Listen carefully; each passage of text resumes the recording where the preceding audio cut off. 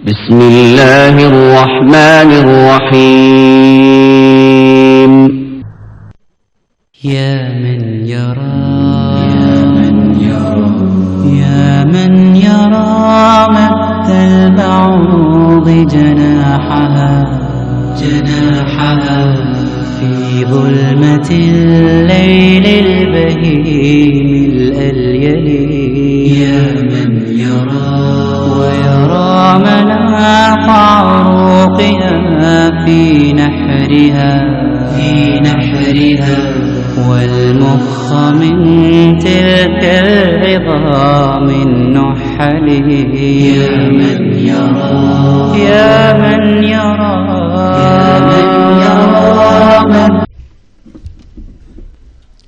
السلام عليكم ورحمة الله وبركاته.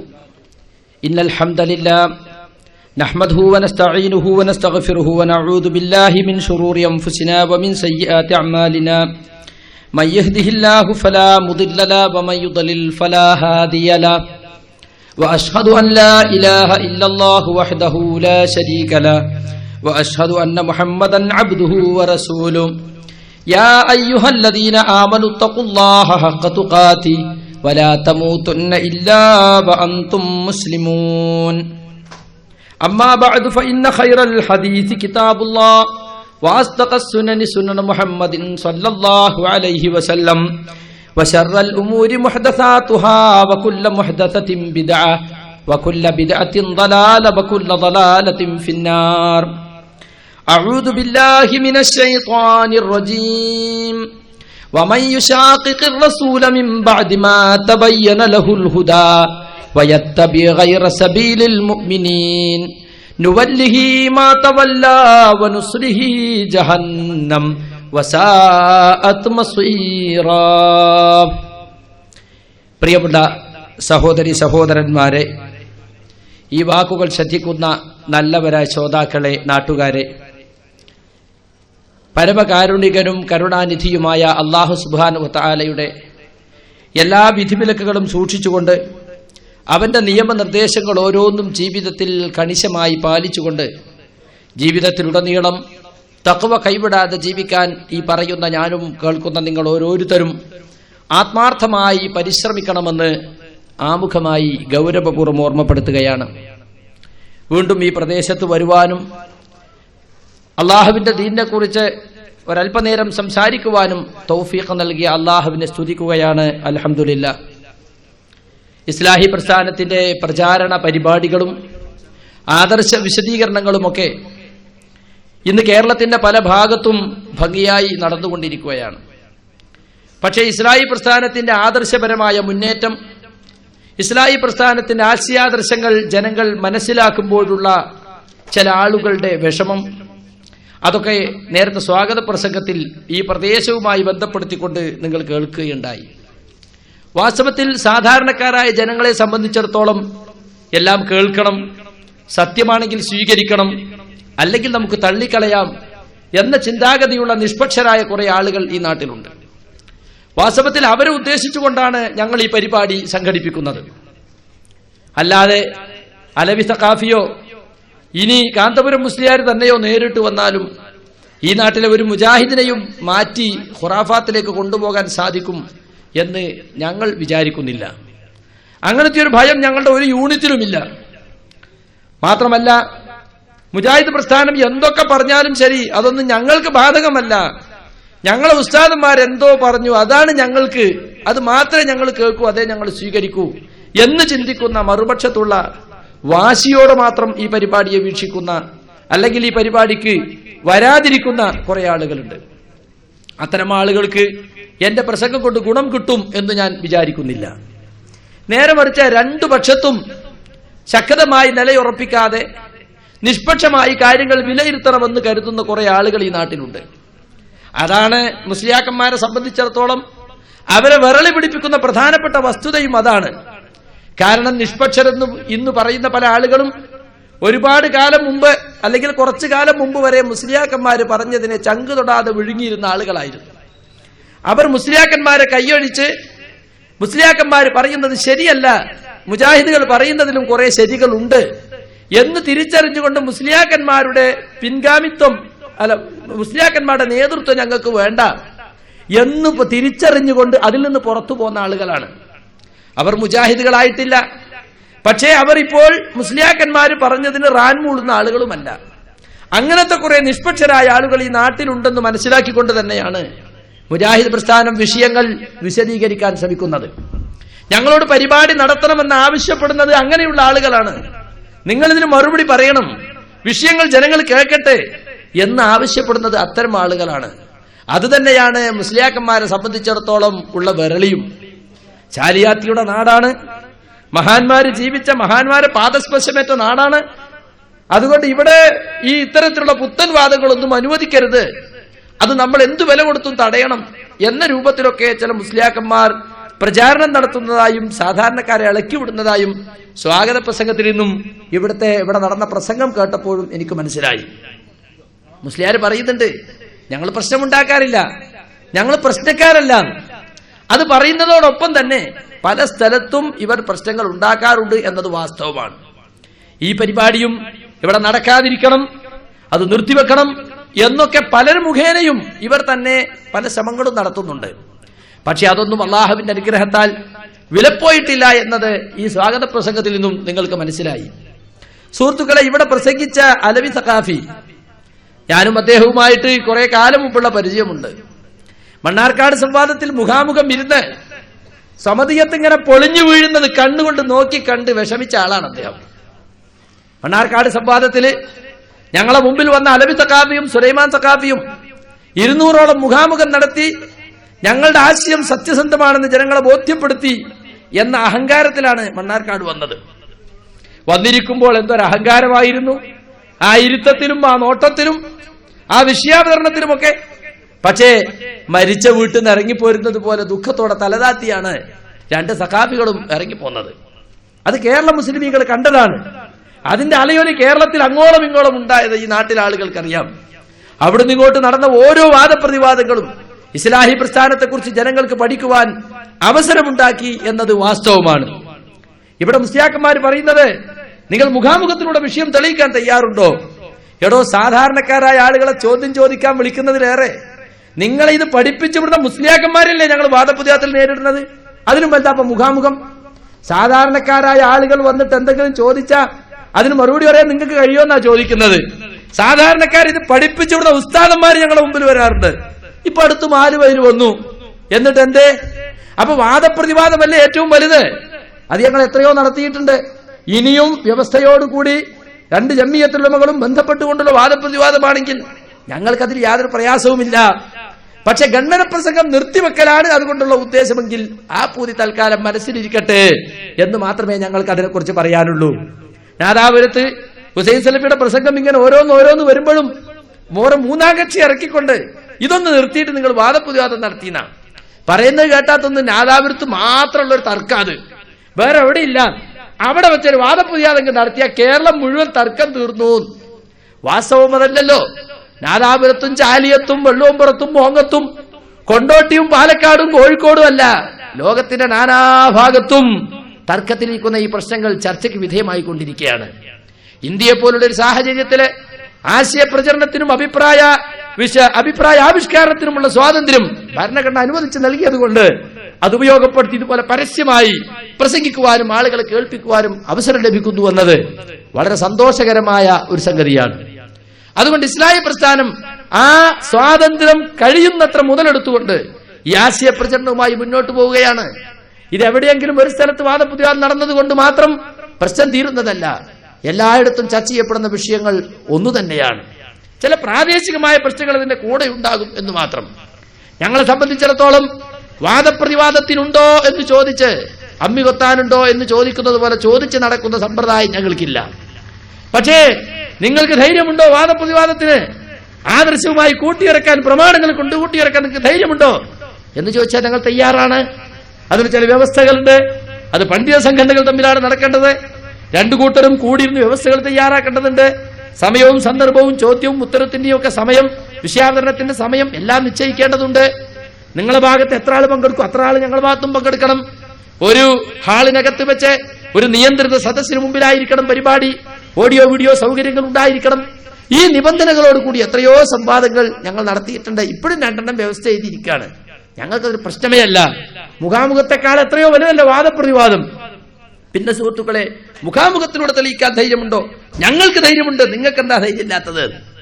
നിങ്ങളെ ധൈര്യം ഞങ്ങളെ മാന്യത കൊണ്ടാണ്. ഞങ്ങൾ മുഖാമുഖത്തെ ഒരു ഒന്നാമത്തെ സംഗതിയായി ആദർശ പ്രബോധനത്തിന്റെ ഒന്നാമത്തെ മാർഗമായി സ്വീകരിക്കാത്തത് നിങ്ങളെ മാന്യതയില്ലായ്മ കൊണ്ടാണ്, വേറൊന്നുമല്ല. ഞങ്ങളല്ലേ മുഖാമുഖം എന്ന ആശയം ഈ കേരളത്തെ പഠിപ്പിച്ചത്? മുഖാമുഖത്തിലൂടെ ആശയപ്രചരണം എന്ന ആശയം ഈ നാട്ടിൽ പഠിപ്പിച്ചത് ഞങ്ങളല്ലേ? ഇന്നും ഞങ്ങൾ നടത്തിക്കൊണ്ടിരിക്കുന്നു. എം അക്ബർ സാഹിബിന്റെ നേതൃത്വത്തിൽ, നിച്ചോഫ് ട്രൂത്തിന്റെ നേതൃത്വത്തിൽ എത്രയോ സ്ഥലത്ത് അമുസ്ലിങ്ങൾക്ക് എല്ലാവർക്കും കത്തുകൊടുത്ത് സ്വാഗതം ചെയ്തുകൊണ്ട് അവർക്ക് ഇഷ്ടമുള്ള ചോദ്യങ്ങൾ ഇസ്ലാമിനെ പറ്റി ചോദിക്കാൻ അവസരം നൽകിക്കൊണ്ട് പരസ്യമായ മുഖാമുഖ പരിപാടികൾ ഞങ്ങൾ നടത്തിക്കൊണ്ടിരിക്കുന്നു.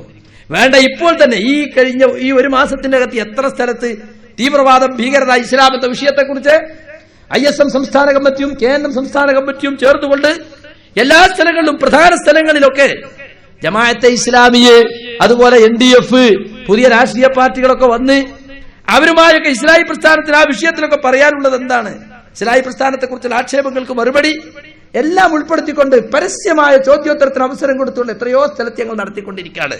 ഞങ്ങൾക്കതൊരു പ്രശ്നമേ അല്ല. പക്ഷേ ഞങ്ങളെ സംബന്ധിച്ചിടത്തോളം ഈ കുബൂരികളുമായി ബന്ധപ്പെട്ട അഭിപ്രായ വ്യത്യാസങ്ങൾ അത് മുഖാമുഖം പരിപാടികളിലൂടെ തെളിയിക്കാൻ ഞങ്ങൾ പലപ്പോഴും ശ്രമിച്ചിട്ടുണ്ട്. പക്ഷേ അത് സുഗമമായി നടത്തിക്കൊണ്ടുപോകാൻ സാധിക്കാത്ത അവസ്ഥയിൽ ഞങ്ങൾ അത് നിയന്ത്രിത സദസ്സിന് മുമ്പിലുള്ള വാദപ്രതിവാദമാണ് നമുക്ക് നല്ലത് എന്ന നിലക്ക് ഞങ്ങളത് മാറ്റിവെച്ചു എന്ന് മാത്രം. ജനങ്ങളെ സംബന്ധിച്ചിടത്തോളം ശാന്തമായ അന്തരീക്ഷത്തിൽ കാര്യങ്ങൾ ഗ്രഹിക്കാൻ അവസരമുണ്ടാകണം. അതിനുള്ള അവസരം എന്ന നിലക്കാണ് സംവാദത്തെ ഞങ്ങൾ എക്കാലത്തും നോക്കിക്കാണാറുള്ളത്. സുഹൃത്തുക്കളെ, എന്തുകൊണ്ട് ഞങ്ങൾ മുഖാമുഖത്തിന് തയ്യാറാകുന്നില്ലെന്നും എന്താണ് വാസ്തവത്തിൽ മുഖാമുഖം എന്ന പേരിൽ ഇവർ നടത്തിക്കൊണ്ടിരിക്കുന്ന പ്രഹസനമെന്നുമൊക്കെ ഞാൻ ചില ക്ലിപ്പുകളിലൂടെ മാത്രം നിങ്ങളെ കേൾപ്പിക്കാൻ ഉദ്ദേശിക്കുന്നുണ്ട്. അതിനുമുമ്പ് എനിക്ക് ചില സംഗതികൾ പറയേണ്ടതുണ്ട്. ഞാനിവിടെ ഇതിനു മുമ്പും വന്ന് പ്രസംഗിച്ചിട്ടുണ്ട്. ഇക്കഴിഞ്ഞ വീട്ടിൽ സമയത്ത് വരുന്നതിന് മുമ്പൊരിക്കലും വന്ന് പ്രസംഗിച്ചിരുന്നു. അന്നും ഈ അലവി തക്കാബിയോട് പ്രസംഗിച്ചിട്ടുണ്ട്. ഞാൻ ആണ്ട് നേർച്ചയുമായി ബന്ധപ്പെട്ട് ശാലിയാത്തിന്റെ ഫത്വയും ഇന്നത്തെ സമസ്തക്കാർ ശാലിയാത്തി പറഞ്ഞതിനെതിരായി സംസാരിക്കുന്നതും ഞാനിവിടെ എടുത്തുദ്ധരിച്ചിരുന്നു. പക്ഷെ മറുപടിക്കാരൻ അതിനെക്കുറിച്ചൊന്നും പറഞ്ഞു കണ്ടില്ല. ചണ്ടമുട്ട്, കുഴൽവിളി, കരിമരുന്ന് പ്രയോഗം, ആണും പെണ്ണും കൂടിക്കലരൽ എന്ന് തുടങ്ങി ഇന്നത്തെ സമസ്തക്കാർ നേർച്ചയിലെ അനാചാരങ്ങൾ എന്ന് പറയുന്ന എല്ലാ കാര്യങ്ങളും ചാലിയാത്തിയുടെ വീക്ഷണത്തിൽ ആചാരങ്ങളാണ്. അതെല്ലാം സുന്നത്താണ്. അതെല്ലാം ആണ്ടു നേർച്ചയ്ക്ക് പറഞ്ഞതാണ്. ആണ്ടു നേർച്ചയും ചില അപവാദങ്ങളും എന്ന പുസ്തകത്തിൽ ആധുനിക സമസ്തക്കാർ നേർച്ചയിൽ അനാചാരങ്ങളായി പറയുന്ന മുഴുവൻ കാര്യങ്ങളെയും എതിർത്തുകൊണ്ട് അദ്ദേഹം എഴുതിയിട്ടുണ്ട്, ചാലിയാത്തി എഴുതിയിട്ടുണ്ട്. KM മുഹമ്മദ് കോയ മാത്തോട്ടമാണ് ആ പുസ്തകം ഇറക്കിയത്. കാന്തപുരം അബൂബക്കർ മുസ്ലിയാണ് അവതാരിക എഴുതിയത്. ഇവിടെ ഞാനതിനെക്കുറിച്ച് സൂചിപ്പിച്ചിരുന്നു. പക്ഷെ അലവി സക്കാത്തി അതിനെക്കുറിച്ച് ഒന്നും പറയുന്നില്ല. ചാലിയാത്തി പറഞ്ഞതാണോ ശരി? ആധുനിക സമസ്തക്കാരായി നിങ്ങളിപ്പോൾ നേർച്ചയിൽ അനാചാരം എന്ന നിരക്ക് ചില ആളുകൾ ചണ്ടമുട്ട് നടത്തുന്നുണ്ട്, ചില കൊയൽവിടി നടത്തുന്നുണ്ട്, ചില നാടകം നടത്തുന്നുണ്ട്, സിനിമ നടത്തുന്നുണ്ട്, വേറെ പലതും നടത്തുന്നുണ്ട്. അതൊന്നും ഞങ്ങളുടെ മേൽ വെച്ചു കെട്ടേണ്ടതില്ല എന്നൊക്കെ പറഞ്ഞുകൊണ്ട് നിങ്ങൾ തന്നെ അതിനെതിർത്തിട്ടുണ്ട്. അൽ-ഇർഫാദ് മാസിക, PMK ഫൈസലിന്റെ നേതൃത്വത്തിലുള്ള അൽ-ഇർഫാദ് മാസിക അതിനെ വിമർശിച്ചുകൊണ്ട് ആണ്ട് നേർച്ച അപവാദങ്ങളും പുസ്തകത്തിൽ അൽ-ഇർഫാദിന്റെ വഞ്ചന എന്ന് പറഞ്ഞിട്ടാണ് അതിന്റെ മുഖവരിയിൽ തന്നെ സംസാരിക്കുന്നത്. ആധുനിക സമസ്തക്കാരെ എതിർത്തുകൊണ്ട് ചാലിയാത്തിയുടെ ഫത്വയെ കുറിച്ച് KM മുഹമ്മദ് കോയ മാത്തോട്ടമതിൽ സംസാരിച്ചിട്ടുണ്ട്. ഞങ്ങൾ ചോദിച്ചു, നിങ്ങൾ ചാലിയാത്തിയുടെ ആളുകളായി ഞെളിയുന്നുണ്ടല്ലോ ഈ ചാലിയത്ത്, എന്നാൽ ചാലിയാത്തി പറഞ്ഞതിനെതിരാണല്ലോ നിങ്ങൾ ഇപ്പോൾ ആധുനിക സമസ്തക്കാർ സംസാരിക്കുന്നത്. എന്തുകൊണ്ടാണത്? ചാലിയാത്തി പറഞ്ഞതാണോ സത്യം? നിങ്ങളിപ്പോൾ പറഞ്ഞുകൊണ്ടിരിക്കുന്നതാണോ സത്യം? അദ്ദേഹം പറഞ്ഞതിൽ എന്താണ് തെറ്റ്? ആ കാര്യം ഇവിടെ വിശദീകരിച്ച് കണ്ടില്ല. പിന്നെ എന്നെ സംബന്ധിച്ച് ഞാൻ മുഹമ്മദ് മുസ്തഫ സല്ലല്ലാഹു അലൈഹി വസല്ലമയുടെ ഖബർ വിളിക്കണമെന്ന് പറഞ്ഞിട്ടുള്ള ആളാണ്. വലിയ ഭീകരൻ എന്നൊക്കെയാണ് കഴിഞ്ഞ തവണ ഇവിടെ ഒരു നോട്ടീസ് ഇറക്കിയത്. അതിനൊന്നും ആ രീതിയിൽ പ്രതികരിക്കാൻ ഞങ്ങൾ തയ്യാറായിട്ടില്ല. വാസ്തവത്തിൽ എന്താണ് സംഭവിച്ചത് എന്ന് ഞാൻ അന്നെ പ്രസംഗത്തിൽ വിശദീകരിച്ചിട്ടുണ്ട്. ജാറം കെട്ടാൻ ഞങ്ങൾക്കുള്ള തെളിവ് മദീനയിലെ പച്ചക്കുമ്പയാണ് എന്നൊരു മുസ്ലിയാർ പ്രസംഗിച്ചപ്പോ ഞാനതിന് മറുപടി കൊടുത്തു. അത് സഹാബികൾ ഉണ്ടാക്കിയതല്ലല്ലോ. സഹാബികളുടെയും താബികളൊക്കെ കാലം കഴിഞ്ഞ് ഹിജ്റ 600 ശേഷം കലാവുൻ സാലിഹ് എന്ന് പറയുന്ന ഈജിപ്ഷ്യൻ രാജാവല്ലേ ആ കുബ്ബയുണ്ടാക്കിയത്. റസൂലുള്ളാഹി സ്വല്ലല്ലാഹു അലൈഹി വസല്ലമയുടെ ഖബർ സ്ഥലക്കൊണ്ടുന്ന ആയിഷ ബീവിന്റെ വീടും മറ്റു ഭാര്യമാരുടെ വീടും എല്ലാ ഹുജറാത്തിനെയും ഉൾക്കൊള്ളിച്ചുകൊണ്ടുണ്ടാക്കിയ കുബ്ബയല്ലേ അത്? അതെങ്ങനെ ജാരം കിട്ടാൻ നിങ്ങൾക്ക് തെളിവാകും? അത് സഹാബികൾ കാണിച്ചു തന്നതല്ലോ എന്ന് ഞാൻ ചോദിച്ചു. അപ്പൊ മുസ്ലിയാർ അടുത്ത ചോദ്യം, നിങ്ങൾ എന്താ അത് പൊളിക്കാത്തത്? നിങ്ങൾ വഹാബി ഗവൺമെന്റ് സൗദിയിൽ വന്നിട്ട് ഒരുപാട് ജാറങ്ങൾ പൊളിച്ചു നീക്കിയില്ലേ? ആ പച്ചക്കൊമ്പ് എന്താ നിങ്ങൾ പൊളിച്ചു നീക്കാത്തത്? അപ്പൊ ഞാൻ ചോദിച്ചു, മുസ്ലിയാരെ, കേരളത്തിലുള്ള ഞങ്ങളോട് നിങ്ങൾ എന്താ പൊളിക്കാത്തതെന്ന് വെച്ചാൽ ഞങ്ങൾക്കല്ലല്ലോ സൗദി അറേബ്യയുടെ ഭരണം. സൗദി അറേബ്യയുടെ ഭരണം KNMന്റെ കയ്യിലായിരുന്നുവെങ്കിൽ നിങ്ങൾ ഈ ചോദ്യത്തിന് അർത്ഥം ഉണ്ടായിരുന്നു. ഞങ്ങൾക്ക് ഭരണം കിട്ടിയ ഇൻഷാ അല്ലാഹ് പിറ്റേന്ന് ഞങ്ങളത് പൊളിച്ചു മാറ്റും എന്ന് ഞാൻ പറഞ്ഞിരുന്നു. ഇത് മണ്ണാർക്കാട് സംവാദത്തിൽ വെച്ച് തോറ്റ് ഒരു നിലക്കും പറയാൻ കഴിയാതെ വേർത്ത് കുളിച്ച് ഒയന്ന് ആ സന്ദർഭത്തിൽ ഹബീബായ നബിയുടെ ഉപ്പമണിക്കുമെന്ന് പറഞ്ഞത് സലാഹി പറഞ്ഞതാണോ ഞങ്ങൾ സ്വീകരിക്കേണ്ടത് എന്ന് ഈ അലവി തക്കാബിയുടെ നാവ് കൊണ്ട് പറഞ്ഞു. ചൂട്ട മറുപടി മുഖാമുഖ ഇരിക്കുക. ഇന്നിപ്പോ 2 സ്റ്റേജ് 2 ഭാഗത്തല്ല, അന്ന് നേർക്ക് നേരെയായിരിക്കുന്നത്. ഇവന്റെ മുഖത്ത് ചൂണ്ടിക്കൊണ്ട് ഞാൻ പറഞ്ഞു, ഇതല്ലടോ സത്യം. എന്നിട്ട് മിണ്ടിയോ? ആ ഒരൊറ്റ പറച്ചിൽ അടുത്ത തവണ എണീറ്റപ്പോ കാമാന്നതിനെ കുറിച്ച് പറയാൻ പറ്റിയില്ല. മുഖത്തോട് മുഖം വന്നിരിക്കുമ്പോ തെളിയിക്കാൻ സാധിക്കാത്ത കാര്യങ്ങൾ യാക്കൗമനെ മുമ്പിൽ നിർത്തിയിട്ട് വികാരം കൊള്ളിച്ച് പ്രസംഗിക്ക. എന്താ ഇയാളോട് പ്രസംഗിച്ചറിയോ? ഇങ്ങാണ് വാ തകർക്കാന് കാണിച്ചു തരാ, ഞങ്ങൾ ഉണ്ടാകും അവിടെ. അവസാനത്തെ സുന്നിയുടെയും മയ്യത്തിന്റെ മുഖത്തെ കൂടിയല്ലാതെ നിനക്ക് ആ പച്ചക്കൊമ്പ് തകർക്കാൻ കഴിയില്ല. അപ്പൊ അല്ലാഹു തക്ബീർ തൊഴിലാളികളെ കൂട്ടിക്കൊണ്ടതുണ്ടാവുമല്ലോ. കുറെ മുസ്ലിയാക്കന്മാര് പള്ളി ദർശനം വന്ന ചെക്കന്മാര് വന്നിട്ടുണ്ടാവും. അവർക്ക് പണി ഇതാണ്, ഇന്നേ സമയത്ത് ചില പ്രത്യേക ആക്ഷൻ കാണിക്കും, അപ്പൊ തക്ബീർ ചൊല്ലിക്കൊള്ളണം. ആ തക്ബീർ തൊഴിലാളികൾ തക്ബീർ ചൊല്ലി പറയുന്നത് കേട്ടാ ഞാൻ ഇപ്പൊ പൊളിക്കാൻ പോവുകയാണ്. എന്നിട്ട് ഇവരെ തടയാൻ വരികയാണ്. ഇവര് സൗദി ഗവൺമെന്റിന്റെ ആളുകളാണല്ലോ. ഇപ്പൊ സൗദി ഗവൺമെന്റ് എന്തെങ്കിലും പ്രശ്നം ഉണ്ടായാൽ അപ്പോ ഇവിടുത്തെ കൊബൂരി തൊഴിലാളികൾ വിളിക്കും, ഇതൊന്ന് തടുത്തു തരണം കേട്ടോ. അപ്പൊ ഇവരെ ഒന്നായിട്ട് ടിക്കറ്റ് എടുത്ത് പോകും. എന്താണിത്? ഈ പച്ചക്കൊമ്പ എന്തുണ്ടാക്കിയതാണെന്നും ആരുണ്ടാക്കിയതാണെന്നും അതൊരിക്കലും മുസ്ലിമീകൾക്ക് തെളിവല്ലെന്നും ഞാൻ വ്യക്തമായി തെളിവുകൾ ഉദ്ധരിച്ചുകൊണ്ട് സമർത്ഥിച്ചിരുന്നു. വഫായിൽ സമൂഹൂതി പറഞ്ഞതും സിറാജിൽ നിങ്ങൾ എഴുതിയ റൗള ഷരീഫിന്റെ ചരിത്രം എന്നതിൽ എഴുതിയതും സുന്നത്ത് മാസികയിൽ വന്നതും പൂങ്കാവനത്തിൽ വന്നും പലതിലും റൗള ഷരീഫിന്റെ ചരിത്രം എന്ന പേരിലും കുബ്ബകളുടെ ചരിത്രം എന്ന പേരിലുമൊക്കെ നിങ്ങൾ എഴുതിയതിൽ വ്യക്തമായി പറഞ്ഞിട്ടുള്ളതാണ്.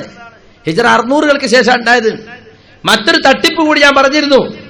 ഇപ്പൊ ഞാൻ താമസിക്കുന്ന കടവത്തൂർ എന്ന സ്ഥലത്ത് അഷ്റഫ് സഖാഫി എന്ന ഒരാള് സഹാബികളുടെയും താബീങ്ങളുടെയും കാലത്തൊക്കെ ഈ കുബ്ബ ഉണ്ടായിരുന്നുവെന്നും അവരാരും ഇത് പൊളിച്ചു നീക്കാൻ പറഞ്ഞിട്ടില്ലെന്നും അവരൊക്കെ പുതുക്കി പണിയുകയാണ് ചെയ്തതെന്നും ഒരു പച്ച നുണ എഴുതി വെച്ചത് മരണാനന്തര കർമ്മങ്ങൾ എന്ന അയാളുടെ പുസ്തകത്തിൽ ഞാൻ ഇവിടെ വായിച്ചിരുന്നു. ഇവിടെ ഞങ്ങൾക്ക് മറുപടി പറയാമെന്ന സഖാഫി അഷ്റഫ് സഖാഫി പറഞ്ഞത് സത്യമാണെന്നോ തെറ്റാണെന്നോ പറയാൻ അദ്ദേഹം തയ്യാറായിട്ടില്ല. ഒന്നുകിൽ അത് തെറ്റാണ്, ഞങ്ങൾക്ക് തെറ്റുപറ്റിയതാണെന്ന് പറയണം, അല്ലെങ്കിൽ ഞങ്ങൾ അദ്ദേഹത്തെ തള്ളി പറയുന്നു എന്ന് പറയണം. ഒന്നും പറയാതെ മുങ്ങിയിരിക്കുകയാണ്. അതുപോലെ തന്നെ ഞങ്ങളെ ഭീകരവാദികളായി ചിത്രീകരിച്ചുകൊണ്ട് സംസാരിച്ചതിന് എമ്പാടും ഞാൻ തെളിവുകൾ നിരത്തി ആരാണ് ഇവിടുത്തെ യഥാർത്ഥ ഭീകരവാദികൾ എന്ന് തെളിയിച്ചിരുന്നു. ഇവിടുത്തെ ഡിപ്പാർട്ട്മെന്റിലുള്ള പോലീസ് ഡിപ്പാർട്ട്മെന്റിലുള്ള ആളുകളോടും ഇവിടുത്തെ ഭരണാധികാരികളോടും ചോദിച്ചാൽ അറിയാം മുജാഹിദ് പ്രസ്ഥാനത്തെ കുറിച്ച് അവരെന്താ മനസ്സിലാക്കിയിട്ടുള്ളത്.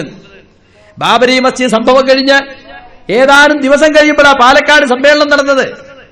ഇന്ത്യയിൽ പല ഭാഗത്തും പലതരത്തിലുള്ള പ്രശ്നങ്ങൾ കൊണ്ട് കൊടുമ്പിരിക്കൊള്ളുന്ന സമയത്തും ഈ കേരള സംസ്ഥാനത്ത് ഒരു വലിയ സമ്മേളനം നടത്തുവാൻ ഇവിടുത്തെ ഗവൺമെന്റ് അനുവാദം തന്നിട്ടുണ്ടെങ്കിൽ അത് ഈ പ്രസ്ഥാനത്തെക്കുറിച്ച് ഇവിടുത്തെ ഗവൺമെന്റിനും ഉത്തരവാദപ്പെട്ട ആളുകൾക്കും മതിപ്പുള്ളത് കൊണ്ടാണ്. ആ സമ്മേളനം നിർത്തിവെപ്പിക്കാൻ വേണ്ടി കാന്തപുരം അടക്കമുള്ള ആളുകൾ ശ്രമിച്ചിട്ടില്ലേ?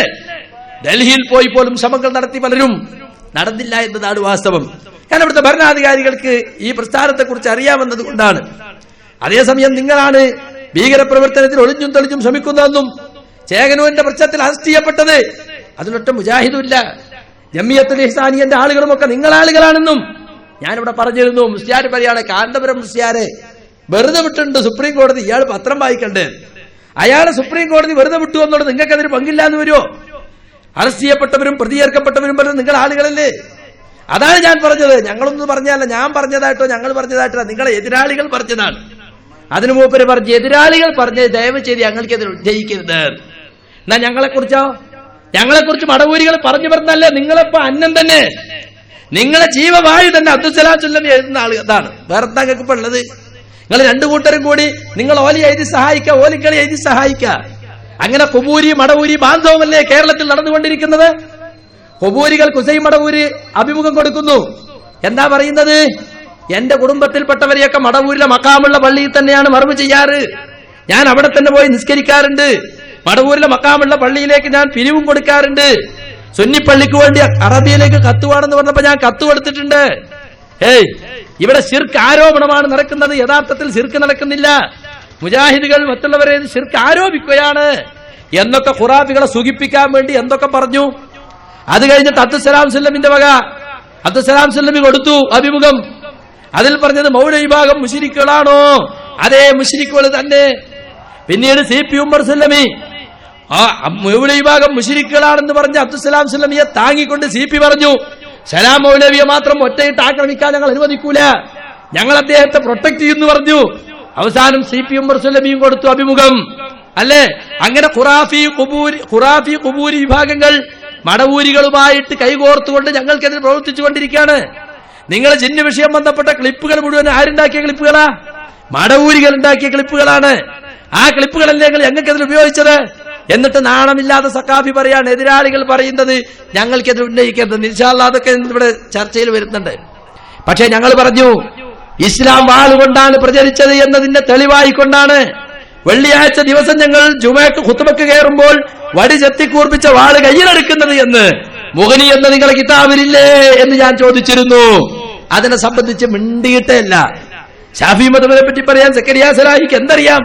ഇയാൾ ഇവിടുന്ന് അറബി അടിച്ച് ആരാ ഇയാൾക്ക് ഡോക്ടറേറ്റ് എടുത്ത് എന്നൊക്കെ പറഞ്ഞ് എന്നെ കുറിച്ച് കുറെ വ്യക്തിപരമായ പരിഹാസങ്ങളും ആക്ഷേപങ്ങളും, അറുവഷളൻ, നീചൻ, വൃത്തികെട്ടവൻ എന്നൊക്കെ എന്തെല്ലാം വാക്കുകൾ എന്നെ പറ്റി ഉപയോഗിച്ചു. എനിക്കതൊന്നും പ്രശ്നമല്ല. മുസ്ലിയാക്കന്മാർ എന്നെ കുറിച്ച് നല്ല സർട്ടിഫിക്കറ്റ് തരുമെന്ന അഭിപ്രായവും എനിക്കില്ല. പക്ഷെ ഇസ്ലാമിനെ കുറിച്ചും ഇസ്ലാമിന്റെ തത്വങ്ങളെ കുറിച്ചും പറഞ്ഞാൽ അത് ഞങ്ങൾക്ക് പ്രശ്നമാണ്. ഞങ്ങൾ അതിനെ എതിർക്കുക തന്നെ ചെയ്യും. നിങ്ങളൊരു കാലത്ത് മദ്രസയെ എതിർത്തതും പിന്നീട് നിങ്ങൾ മദ്രസയെ അനുകൂലിച്ചതും ഇപ്പോൾ ആയിരക്കണക്കായ മദ്രസ ഞങ്ങൾക്കുണ്ടാകും നിങ്ങൾ അഭിമാനം പറയുന്നതും ഞാനിവിടെ തെളിവുകൾ സമർത്ഥിച്ചിരുന്നു. അതിനെപ്പറ്റി മിണ്ടിയിട്ടില്ല. അതുപോലെ തന്നെ അറബി മലയാളം, ആ അറബി മലയാളം ഒരു കാലഘട്ടത്തിൽ മുസ്ലിമീങ്ങളുടെ ഒരു കോഡ് ഭാഷയായി. അന്നത് ആവശ്യമായിരുന്നു. കാലഘട്ടത്തിൽ ചരിത്രപരമായ ദൗത്യം നിർവഹിച്ച് അറബി മലയാളം കടന്നുപോയി. വീണ്ടും അതിനെ നിലനിർത്താൻ നിങ്ങൾ ശ്രമിച്ചു. മലയാള ലിപി പരിഷ്കരണം വന്ന കാലഘട്ടത്തിൽ ആര്യനെഴുത്താണ്, നമുക്കത് പറ്റുകയില്ല എന്ന് പറഞ്ഞ് നിങ്ങൾ മലയാളത്തെ എതിർത്തതിന് ഞാൻ തെളിവ് തെളിച്ച് സംസാരിച്ചിരുന്നു. അതിനെക്കുറിച്ച് മിണ്ടിക്കിട്ടില്ല. അതുപോലെ ഖുർആൻ പരിഭാഷയെക്കുറിച്ച് അത് ഹറാമ് തന്നെയാണ്. പക്ഷേ വഹാബികൾ ഖുർആൻ പരിഭാഷ ഇറക്കിയപ്പോ നിവൃത്തിയില്ലാത്തത് കൊണ്ട് ഞങ്ങളും അത് ഇറക്കിപ്പോയതാണ് എന്ന് റഷീദ് സഖാഫി പത്തപ്പിരിയം പറഞ്ഞ ക്ലിപ്പ് ഇട്ടുകൊണ്ട് ഇവിടെ സംസാരിച്ചിരുന്നു. അതിനെ സംബന്ധിച്ചും ഇവിടെ മിണ്ടിക്കിട്ടില്ല. സ്ത്രീധനത്തെ കുറിച്ച് പറഞ്ഞിരുന്നു. അതിനെ സംബന്ധിച്ചും മിണ്ടിക്കിട്ടില്ല. എന്ന് മാത്രല്ല, മുജാഹിദുകൾ ഇവിടെ ഭീകരപ്രവർത്തനം നടത്തുന്നുവെന്ന് പറഞ്ഞിട്ട് ഞങ്ങൾക്കതിൽ പറഞ്ഞ തെളിവെന്താ? സൗദി അറേബ്യയിൽ ആലു സഊദ് ഗവൺമെന്റ് ചെയ്ത ചില കാര്യങ്ങൾ. അത് ഞങ്ങൾക്ക് എന്താ ഉത്തരവാദിത്വം? ഞങ്ങളോട് ചോദിച്ചിട്ടാണോ? അവർ മക്ക പിടിച്ചടക്കിയ ഹറമൈൻ പിടിച്ചടക്കിയപ്പോ കഅബത്തിന്റെ പരിസരത്തുണ്ടായിരുന്ന ജാറങ്ങൾ പൊളിച്ചുവെന്നും അവിടുത്തെ നേർച്ചപ്പെട്ടിയിലെ പണമെടുത്ത് പട്ടാളക്കാർക്ക് വീതിച്ചു കൊടുത്തുവെന്നും അതിലുണ്ടായിരുന്ന രത്നങ്ങൾ ലേലം ചെയ്ത് വിറ്റുവെന്നും ഒക്കെ പറയുന്നു.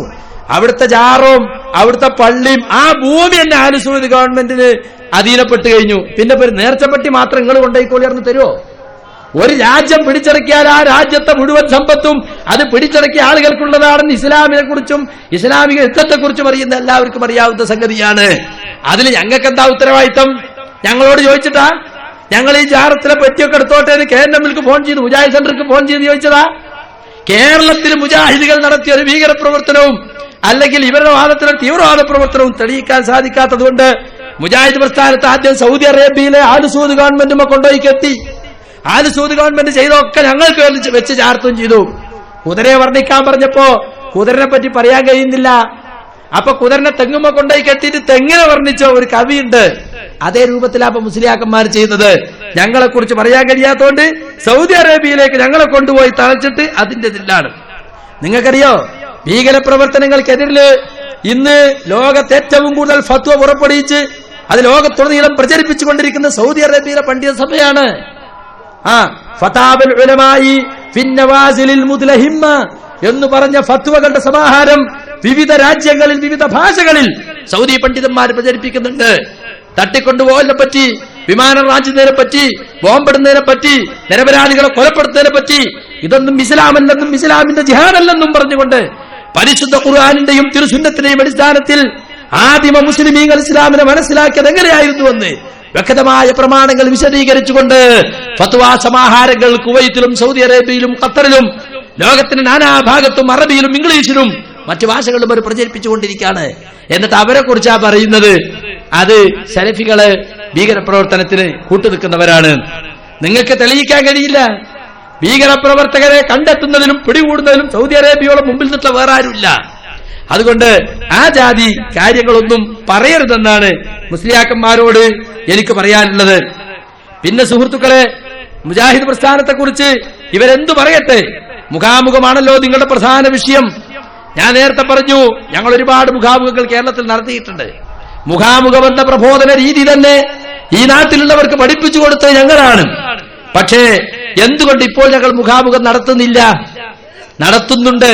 നിയന്ത്രിത സദസ്സിന് മുമ്പിൽ പ്രയാസങ്ങളൊന്നുമില്ലാതെ സുഗമമായി നിശ്ചയിച്ച സമയം വരെ നടത്തിക്കൊണ്ടുപോകാൻ സാധിക്കുമെങ്കിൽ ഞങ്ങൾ ഇപ്പോഴും നടത്താൻ തയ്യാറാണ്. പക്ഷേ വിവരമില്ലാത്ത സാധാരണക്കാരെ ഇളക്കിവിട്ട് പരിപാടികൾ കലക്കാൻ മുസ്ലിയാക്കന്മാർ തന്നെ നേതൃത്വം കൊടുക്കുന്ന കാഴ്ചയാണ് പലയിടത്തും കണ്ടത്. തിരൂരിന് നടത്തി, നിങ്ങൾ കലക്കിയില്ലേ? കോഴിക്കോട് നടത്തി, നിങ്ങൾ കലക്കിയില്ലേ? കാഞ്ഞങ്ങാട് നടത്തി, നിങ്ങൾ കലക്കിയില്ലേ? എത്രയെത്ര സ്ഥലത്ത് നിങ്ങൾ കലക്കി. അതിന് ഒന്നാമതായി ഞാൻ കാണിക്കാൻ പോകുന്ന ക്ലിപ്പ്, കാഞ്ഞങ്ങാട് മുഖാമുഖത്തിൽ നിങ്ങളുടെ മുസ്ലിയാക്കന്മാർ പൊതുജനങ്ങളെ കൊണ്ടുവന്ന് ഞങ്ങളുടെ മുഖാമുഖം കലക്കിയതാണ്. അത് നിങ്ങൾ ആദ്യം ഒന്ന് കണ്ടോളൂ.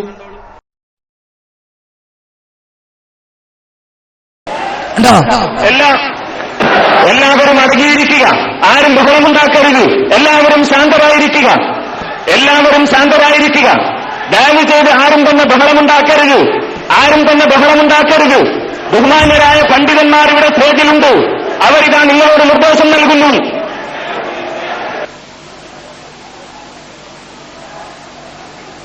ഇതാണ് സക്കാഫി സംസ്കാരം എന്ന് പറഞ്ഞ. കൊണ്ടുവന്നിക്കുക കലക്കാൻ ആളെ ചയറ് വലിച്ചിട്ടാണ് എറിയുന്നത്. എന്താ ഈ രൂപത്തിലുള്ള പ്രവർത്തനമാണത്. പ്രവർത്തകരും ഇവിടെ ശാന്തരായിരിക്കുക, മുഴുവൻ മുജാഹിദ് പ്രവർത്തകരും ഇവിടെ ശാന്തരായിരിക്കുക.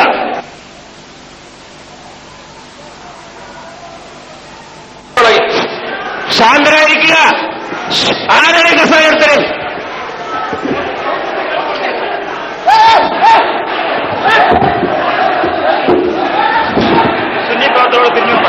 പ്രിയമുള്ള സുന്നി പ്രവർത്തകന്മാരുടെ തിരിഞ്ഞു പോവുക, പ്രിയമുള്ള സുന്നി പ്രവർത്തകന്മാരെ തിരിഞ്ഞു പോവുക.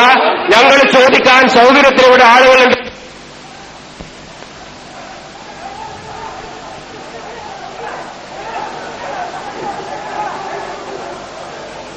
ഈ ആധുനിക മീഡിയ ഉള്ളതുകൊണ്ട് ഇതൊക്കെ വ്യക്തമായി തെളിയിക്കാൻ നമുക്ക് സാധിക്കും.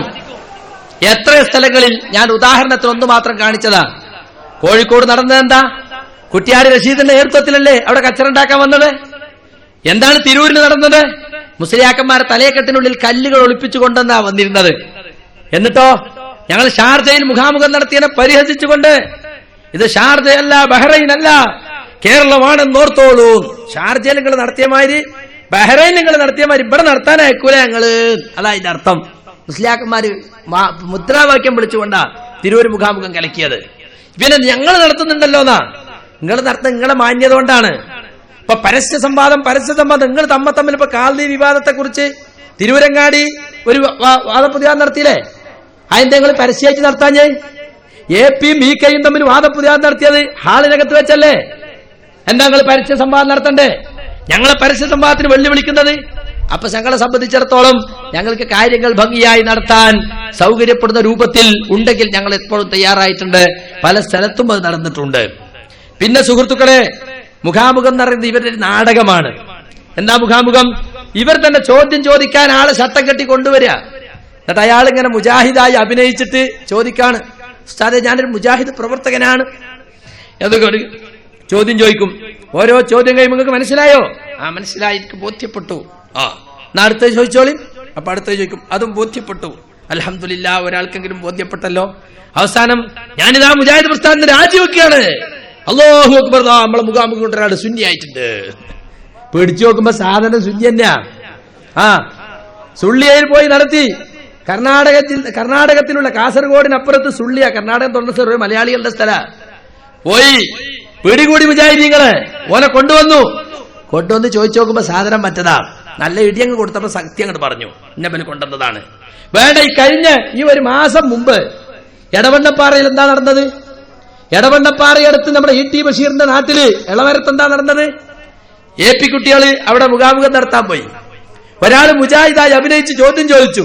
അപ്പൊ അവിടുത്തെ EK സുന്നികൾക്ക് സംശയം, എങ്ങനെ മുജാഹിദിനെ നമ്മളറിയില്ലോ, ഒക്കെ സമ്മതിച്ചു കൊടുക്കാനുള്ള ഇയാള്. അവസാനം പിടികൂടി.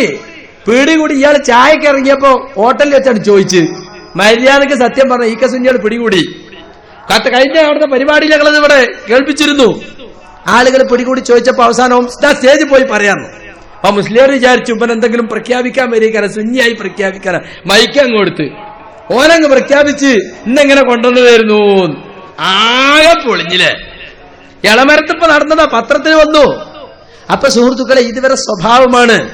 ഇപ്പോ ഞങ്ങളുമായി വാദപ്രതിവാദം നടത്താൻ കൊണ്ടോട്ടിയിലും കയ്പമംഗലത്തൊക്കെ ഒന്നൊരു മൊയ്തീൻ സാദി കുഴിപ്പുറണ്ട്. ഓൻ പാന്റും കുപ്പായൊക്കെ ഇട്ടിട്ട് മുജാഹിദായി അഭിനയിച്ച് ചോദ്യം ചോദിക്കാൻ വരുന്ന രംഗമാണ് ഇനി നിങ്ങൾ കാണാൻ പോകുന്നത്. മുഖാമുഖ നാടകം.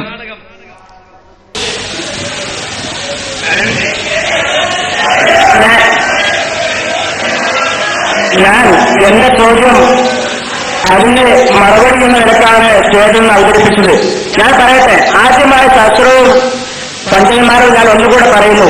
പുറത്തുള്ള കാര്യത്തിൽ നോട്ടീസ് എല്ലാം ഞാൻ കണ്ടിട്ടുണ്ട്. സ്റ്റേജിന് പറഞ്ഞാൽ കേട്ട് ഒരാൾക്ക് ഒരു ചോദ്യം ചോദിക്കാവൂ, ഉപചോദ്യം ആവശ്യം വന്നാൽ 2 ഉപചോദ്യമെന്ന്. നമുക്ക് നമ്മുടെ ഉദ്ദേശം സംശയം തീരണമല്ലോ. പ്രത്യേകിച്ച് സുന്നി പണ്ഡിതന്മാർ നമ്മുടെ പരിപാടിയെക്കുറിച്ച് അവർ ഇകഴ്ത്തി കാണിക്കൽ തന്നെ സുന്നികൾ എല്ലാവർക്കും പരസ്യമായിട്ട് എങ്ങനെ ചോദിക്കാൻ അവസരം നൽകുന്നു, മുജാഹിദ് പക്ഷക്കാർ അവസരം നൽകുന്നില്ല എന്ന് പറഞ്ഞുകൊണ്ടാണ് അവർ നമ്മളെ ആക്ഷേപിക്കാറുള്ളത്. ആ ആക്ഷേപത്തിന് നാം മാറ്റി എഴുതാൻ നിർദ്ദേശിച്ചിട്ടുണ്ട്. അപ്പോൾ ഇഷ്ടാനുസരണം എല്ലാവർക്കും ഏതായാലും ചോദിക്കാൻ കഴിയുകയില്ല. ഇവിടെ കൂടി എത്രയോ ജനങ്ങളുടെ എല്ലാവർക്കും ചോദിക്കാൻ കഴിയുകയില്ല. അപ്പോൾ ഈ ചോദിക്കുന്ന വ്യക്തികൾക്ക് സംശയം തീരട്ടെ, അതുവരെ അവർ ചോദിക്കട്ടെ എന്നുള്ളതായിരിക്കുന്ന സൽബുദ്ധിയോടുകൂടെ നാം മുന്നോട്ട് കിടക്കുക. ആരാ നമ്മളെ പരിപാടി? ആരാ ഇവിടെ ചാലിയത്ത് പഠിച്ചവനാ? പിത്തനൊക്കെ ഇവിടുന്ന് പഠിച്ചവനാ? മൊയ്തീൻ സാദി കുഴിപ്പുറം. നമ്മളെ ഈ പരിപാടി സുന്നി പണ്ഡിതന്മാർ പറയുന്നു, സാക്ഷാൽ ഖുറാബിയായി പറയണത് ആണോ? ഇനി അവന്റെ യഥാർത്ഥ രൂപങ്ങളൊന്ന് കണ്ടോളി. യഥാർത്ഥ മൊയ്തീൻ സാദിനെ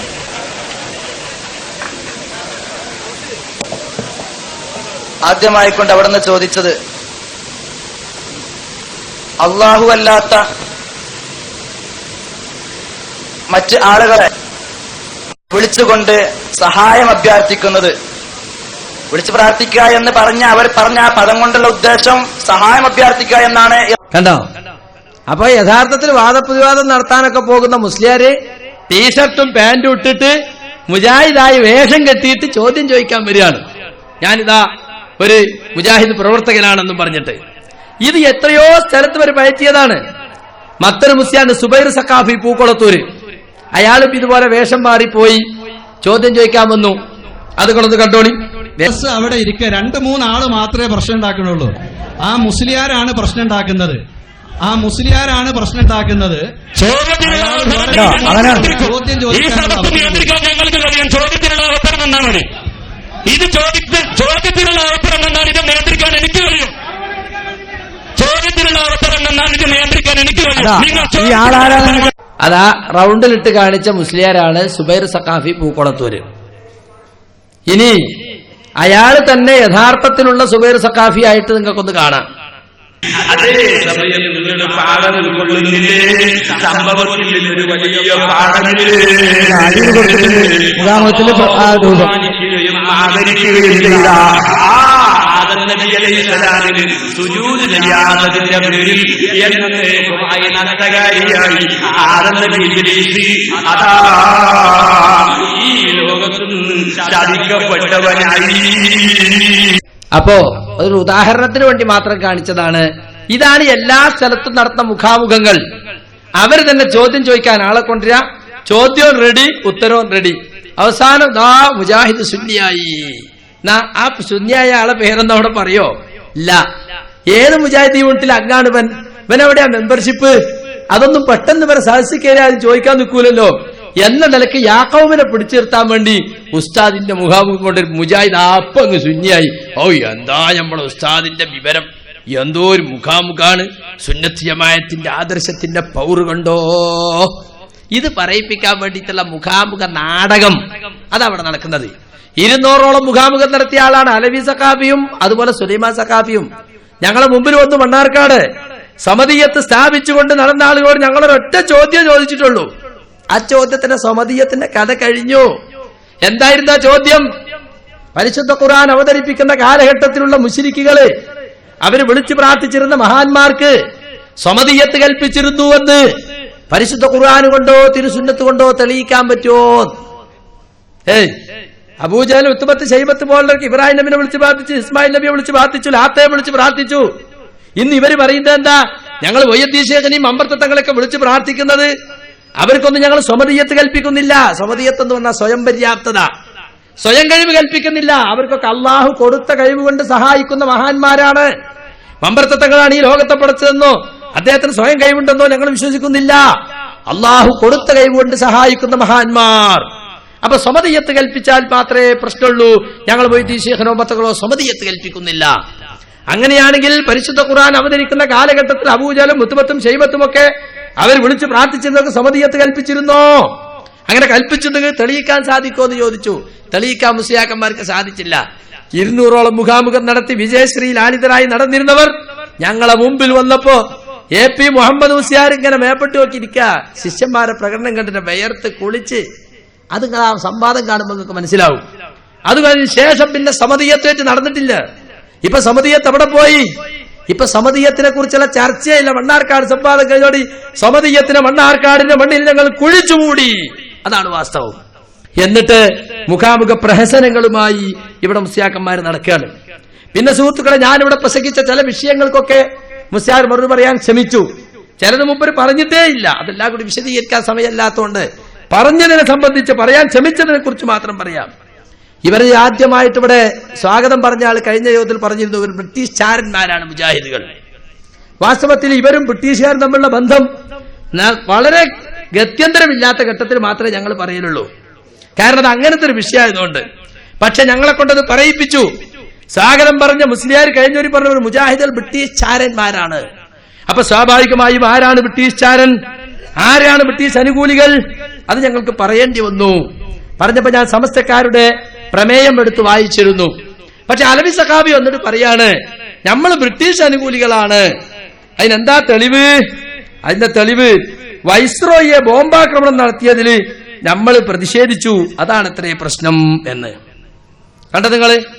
വൈസ്രോയെ ബോംബാക്രമണം നടത്തിയത് പ്രതിഷേധിച്ചു, അതാണ് പ്രശ്നം എന്നാ മൂപ്പര് പറഞ്ഞത്. വാസ്തവത്തിൽ എന്താ സംഭവിച്ചത്? വൈസ്രോയെ ബോംബാക്രമണം നടത്തിയാൽ പ്രതിഷേധിച്ചല്ല, വൈസ്രോയി ദേശീയ വിപ്ലവകാരികളെ ബോംബാക്രമണത്തിൽ രക്ഷപ്പെട്ടതിൽ അളവറ്റ സന്തോഷം രേഖപ്പെടുത്തി എന്നാണ് പറഞ്ഞത്. അതാണ് വാസ്തവം. മാത്രല്ല ഇവര് പറഞ്ഞപ്പോ എന്താണെന്നറിയോ, ഞങ്ങളെ സംബന്ധിച്ചിടത്തോളം പിന്നെ ബോംബിങ്ങില് ഞങ്ങൾ സന്തോഷിക്കാൻ വേണ്ടത്, നമ്മളെ ശത്രുക്കളാണെങ്കിലും ബോംബിങ് നടത്തിയാൽ ബോംബെറിഞ്ഞ് ആക്രമിക്കാന്നൊക്കെ പറഞ്ഞാൽ മോശമല്ലേ? പിന്നെന്താ ഞങ്ങൾ ബോംബിങ് നന്നായി പത്രപ്രസ്താവന ഇറക്കണോ? അപ്പൊ മറ്റതൊക്കെ അങ്ങ് വിഴുങ്ങി. എന്ത് വിഴുങ്ങി? സമസ്തക്കാര് പാസാക്കിയ പ്രമേയം വിഴുങ്ങി. എന്നിട്ട് അതിനെ സംബന്ധിച്ച് പറയുന്നത് എന്താണെന്നറിയോ, ഞങ്ങൾ മാത്രല്ല വേറെ പല ആളുകളും ഇതുപോലെ ബ്രിട്ടീഷുകാരുടെ വൈസ്രോയിക്ക് ഉണ്ടായ ദുരന്തത്തിലും മറ്റുമൊക്കെ പ്രതിഷേധം ഉണ്ടായിട്ടത് ഞങ്ങൾ മാത്രല്ല. എന്നാൽ സുഹൃത്തുക്കളെ, അവരെന്തുകൊണ്ടാണ് ബ്രിട്ടീഷുകാരെ എതിർത്തത്? കേട്ടോളൂ. സാധുക്കളും നിരപരാധികളുമായ കേരള മുസ്ലിമീങ്ങളെ കോൺഗ്രസ് കക്ഷിക്കാർ അവരുടെ ഉദ്ദേശ നിർവഹണത്തിനായി ഖിലാഫത്ത് കമ്മിറ്റി എന്ന പേരും പരസ്യം ചെയ്ത് അവരുടെ മായാവലയിൽപ്പെടുത്തുകയും അവിവേകികളും പാമരന്മാരുമായ മുസ്ലിമീങ്ങളെ മുമ്പിലേക്ക് തള്ളി കക്ഷിവഴക്കളും ബഹളവും ഉണ്ടാക്കി കേരളം മിക്കവാറും സ്ഥലങ്ങളിൽ വമ്പിച്ച ലഹള നടന്നതിന്റെ ഫലമായി എത്രയോ അനവധി മുസ്ലിം സഹോദരങ്ങൾ തോക്കിനിരയാവുകയും ജയിൽ ശിക്ഷയ്ക്ക് കാരണഭൂതരായി തീരുകയും ചെയ്തുവല്ലോ. ഭരണകർത്താക്കളോട് എതിർക്കലും അവരുടെ കൽപ്പന അനാദരവ് ചെയ്യലും മതവിരോധമായിട്ടുള്ള കാര്യമായിരിക്കെ കോൺഗ്രസ് കക്ഷിക്കാരുമായി യോജിക്കലും അവരോട് സഹകരിക്കലും ഒരിക്കലും യഥാർത്ഥ മുസ്ലിമീങ്ങൾക്ക് ചെയ്യുവാൻ പാടില്ലാത്തതുമാകുന്നു. അവതാരകൻ കെ മമ്മൂട്ടി സാഹിബ് ബഹദൂർ, ഏറനാട് താലൂക്ക് മെമ്പർ. അനുവാദകന്മാർ കെ മുഹമ്മദ് മീര മൗലവി, AP അഹമ്മദ് കുട്ടി മൗലവി. സർവസമ്മതമായി പാസാക്കീന ഇത് സമസ്ത കേരള ജമിയത്തിലും 6ാം വാർഷിക റിപ്പോർട്ട്. ഫറൂഖ് ബഹുമാനപ്പെട്ട മൗലാന മൗലവി അബു സഅദാത്ത് ശിഹാബുദ്ദീൻ അഹമ്മദ് കോയ സാഹിബ് അധ്യക്ഷതയിൽ എന്ന് പറഞ്ഞാൽ ഇവിടുത്തെ ചാലിയാത്തില്ലേ, ചാലിയാത്തിന്റെ നേതൃത്വത്തിൽ 1933 മാർച്ച് 5 ഞായറാഴ്ച കൂടിയ സമ്മേളനത്തിന്റെ റിപ്പോർട്ടും സ്വീകരണ സംഘാധ്യക്ഷന്റെ സ്വാഗത പ്രസംഗം യോഗ നടപടികളും സർവ്വസമ്മതമായി പാസ്സാക്കപ്പെട്ട പ്രമേയങ്ങളും അടങ്ങിയ റിപ്പോർട്ട്. ഇതെന്നാ ഞങ്ങൾ വായിച്ചത്. അപ്പൊ നിങ്ങൾ യോഗം കൂടി പ്രമേയം പാസ്സാക്കിയതാണ്. എന്താ പാസ്സാക്കിയത്? ഭരണകർത്താക്കളെ എതിർക്കൽ ദീനിനെതിരാണ്. അതുകൊണ്ട് ഇപ്പൊ ഭരിക്കണത് ആരാ? ബ്രിട്ടീഷുകാരാണ്. ഓലെ എതിർക്കൽ ദീനിനെതിരാണ്. അതാ സംഭവിച്ചത്. ആയിരക്കണക്കിന് ഇന്ത്യക്കാരെ നിർദ്ദയം കൊലപ്പെടുത്തുവാൻ കൽപ്പന കൊടുത്ത ഒരു വൈസ്രോയി ആയിരുന്നു ഇർവിൻ പ്രഭു. സ്വാഭാവികമായും ആയിരങ്ങളെ കൊന്നൊടുക്കിയ ആള് അയാളൊന്ന് മരിച്ചോട്ടെ എന്ന് ദേശീയ വിപ്ലവകാരികൾ ചിന്തിച്ചെങ്കിൽ അവർ കുറ്റം പറഞ്ഞിട്ട് കാര്യമല്ല. അവർക്ക് വേറെ നിവൃത്തിയില്ല. കോടതിയിൽ പോയിട്ടോ അല്ലെങ്കിൽ എന്തെങ്കിലും പോലീസ് സ്റ്റേഷനിൽ പോയിട്ടോ നീതി കിട്ടുന്ന ഒരു കാലല്ല. ഭരണകൂടത്തിന്റെ അടുത്ത് നീതി കിട്ടുന്ന ഒരു കാലത്ത് നീതി നടപ്പിലാക്കി കിട്ടുമെങ്കിൽ ഉത്തരവാദപ്പെട്ട ആളുകളെ സമീപിച്ചേ ചെയ്യാൻ വേണ്ട. അതിനൊന്നും നിവൃത്തിയില്ലാത്ത കാലത്താണ് അങ്ങനത്തെ ഒരു അവസ്ഥ അവർക്കുണ്ടായത്. എന്നിട്ടോ ബോംബ് ചെയ്ത് നന്നായില്ല എന്നല്ല പറഞ്ഞത്. നമ്മളെ ബഹുമാനപ്പെട്ട വൈസ്രോയി രക്ഷപ്പെട്ടതിൽ ഞങ്ങളിതാ സന്തോഷം രേഖപ്പെടുത്തുന്നു എന്നാണ് പറഞ്ഞത്. അപ്പൊ സുഹൃത്തുക്കളെ, സമസ്ത പ്രമേയം പാസാക്കിയതാണ്, അല്ലാതെ ഏതെങ്കിലും ഒരു മുസ്ലിയാർക്ക് സംഭവിച്ച നാക്കുപ്പഴയല്ല, വെറും വൈസ്രോയി പ്രശ്നമല്ല അത് എന്ന് നിങ്ങൾ മനസ്സിലാക്കണം. ഇരു സുഹൃത്തുക്കളെ, വേറെന്താവുന്ന കാര്യങ്ങള് KM മൗലവി ഒളിച്ചോടിയില്ലേന്നാ. KM മൗലവി ഒളിച്ചോടി. വാസ്തവത്തിലെത്താ സംഗതി, ഏറനാട് താലൂക്ക് ഖിലാഫത്ത് കോൺഗ്രസ് നേതാവായിരുന്നു KM മൗലവി തയ്യിൽ മുഹമ്മദ് കുട്ടി മുസ്ലിയാർ. അദ്ദേഹം യഥാർത്ഥത്തില് ലഹള ഇല്ലാതാക്കാൻ വേണ്ടി പരിശ്രമിച്ച ആളാണ്. ഓടി നടന്ന് ആളുകളോട് സംയമനം പാലിക്കാൻ ആവശ്യപ്പെട്ട നേതാവാണ് KP കേശവനോടൊക്കെ കൂടെ. പക്ഷേ ലഹള അവസാനിച്ചപ്പോ ലഹള ഇളക്കി വിട്ടാളെന്ന കുറ്റം ചുമത്തി കലക്ടർ തോമസ് അദ്ദേഹത്തെ കൊല്ലാൻ വേണ്ടി ഉത്തരവിട്ടു. അപ്പോൾ അദ്ദേഹം ബ്രിട്ടീഷുകാർക്ക് സ്വാധീനമില്ലാത്ത കൊടുങ്ങല്ലൂരിലേക്ക് താമസം മാറി.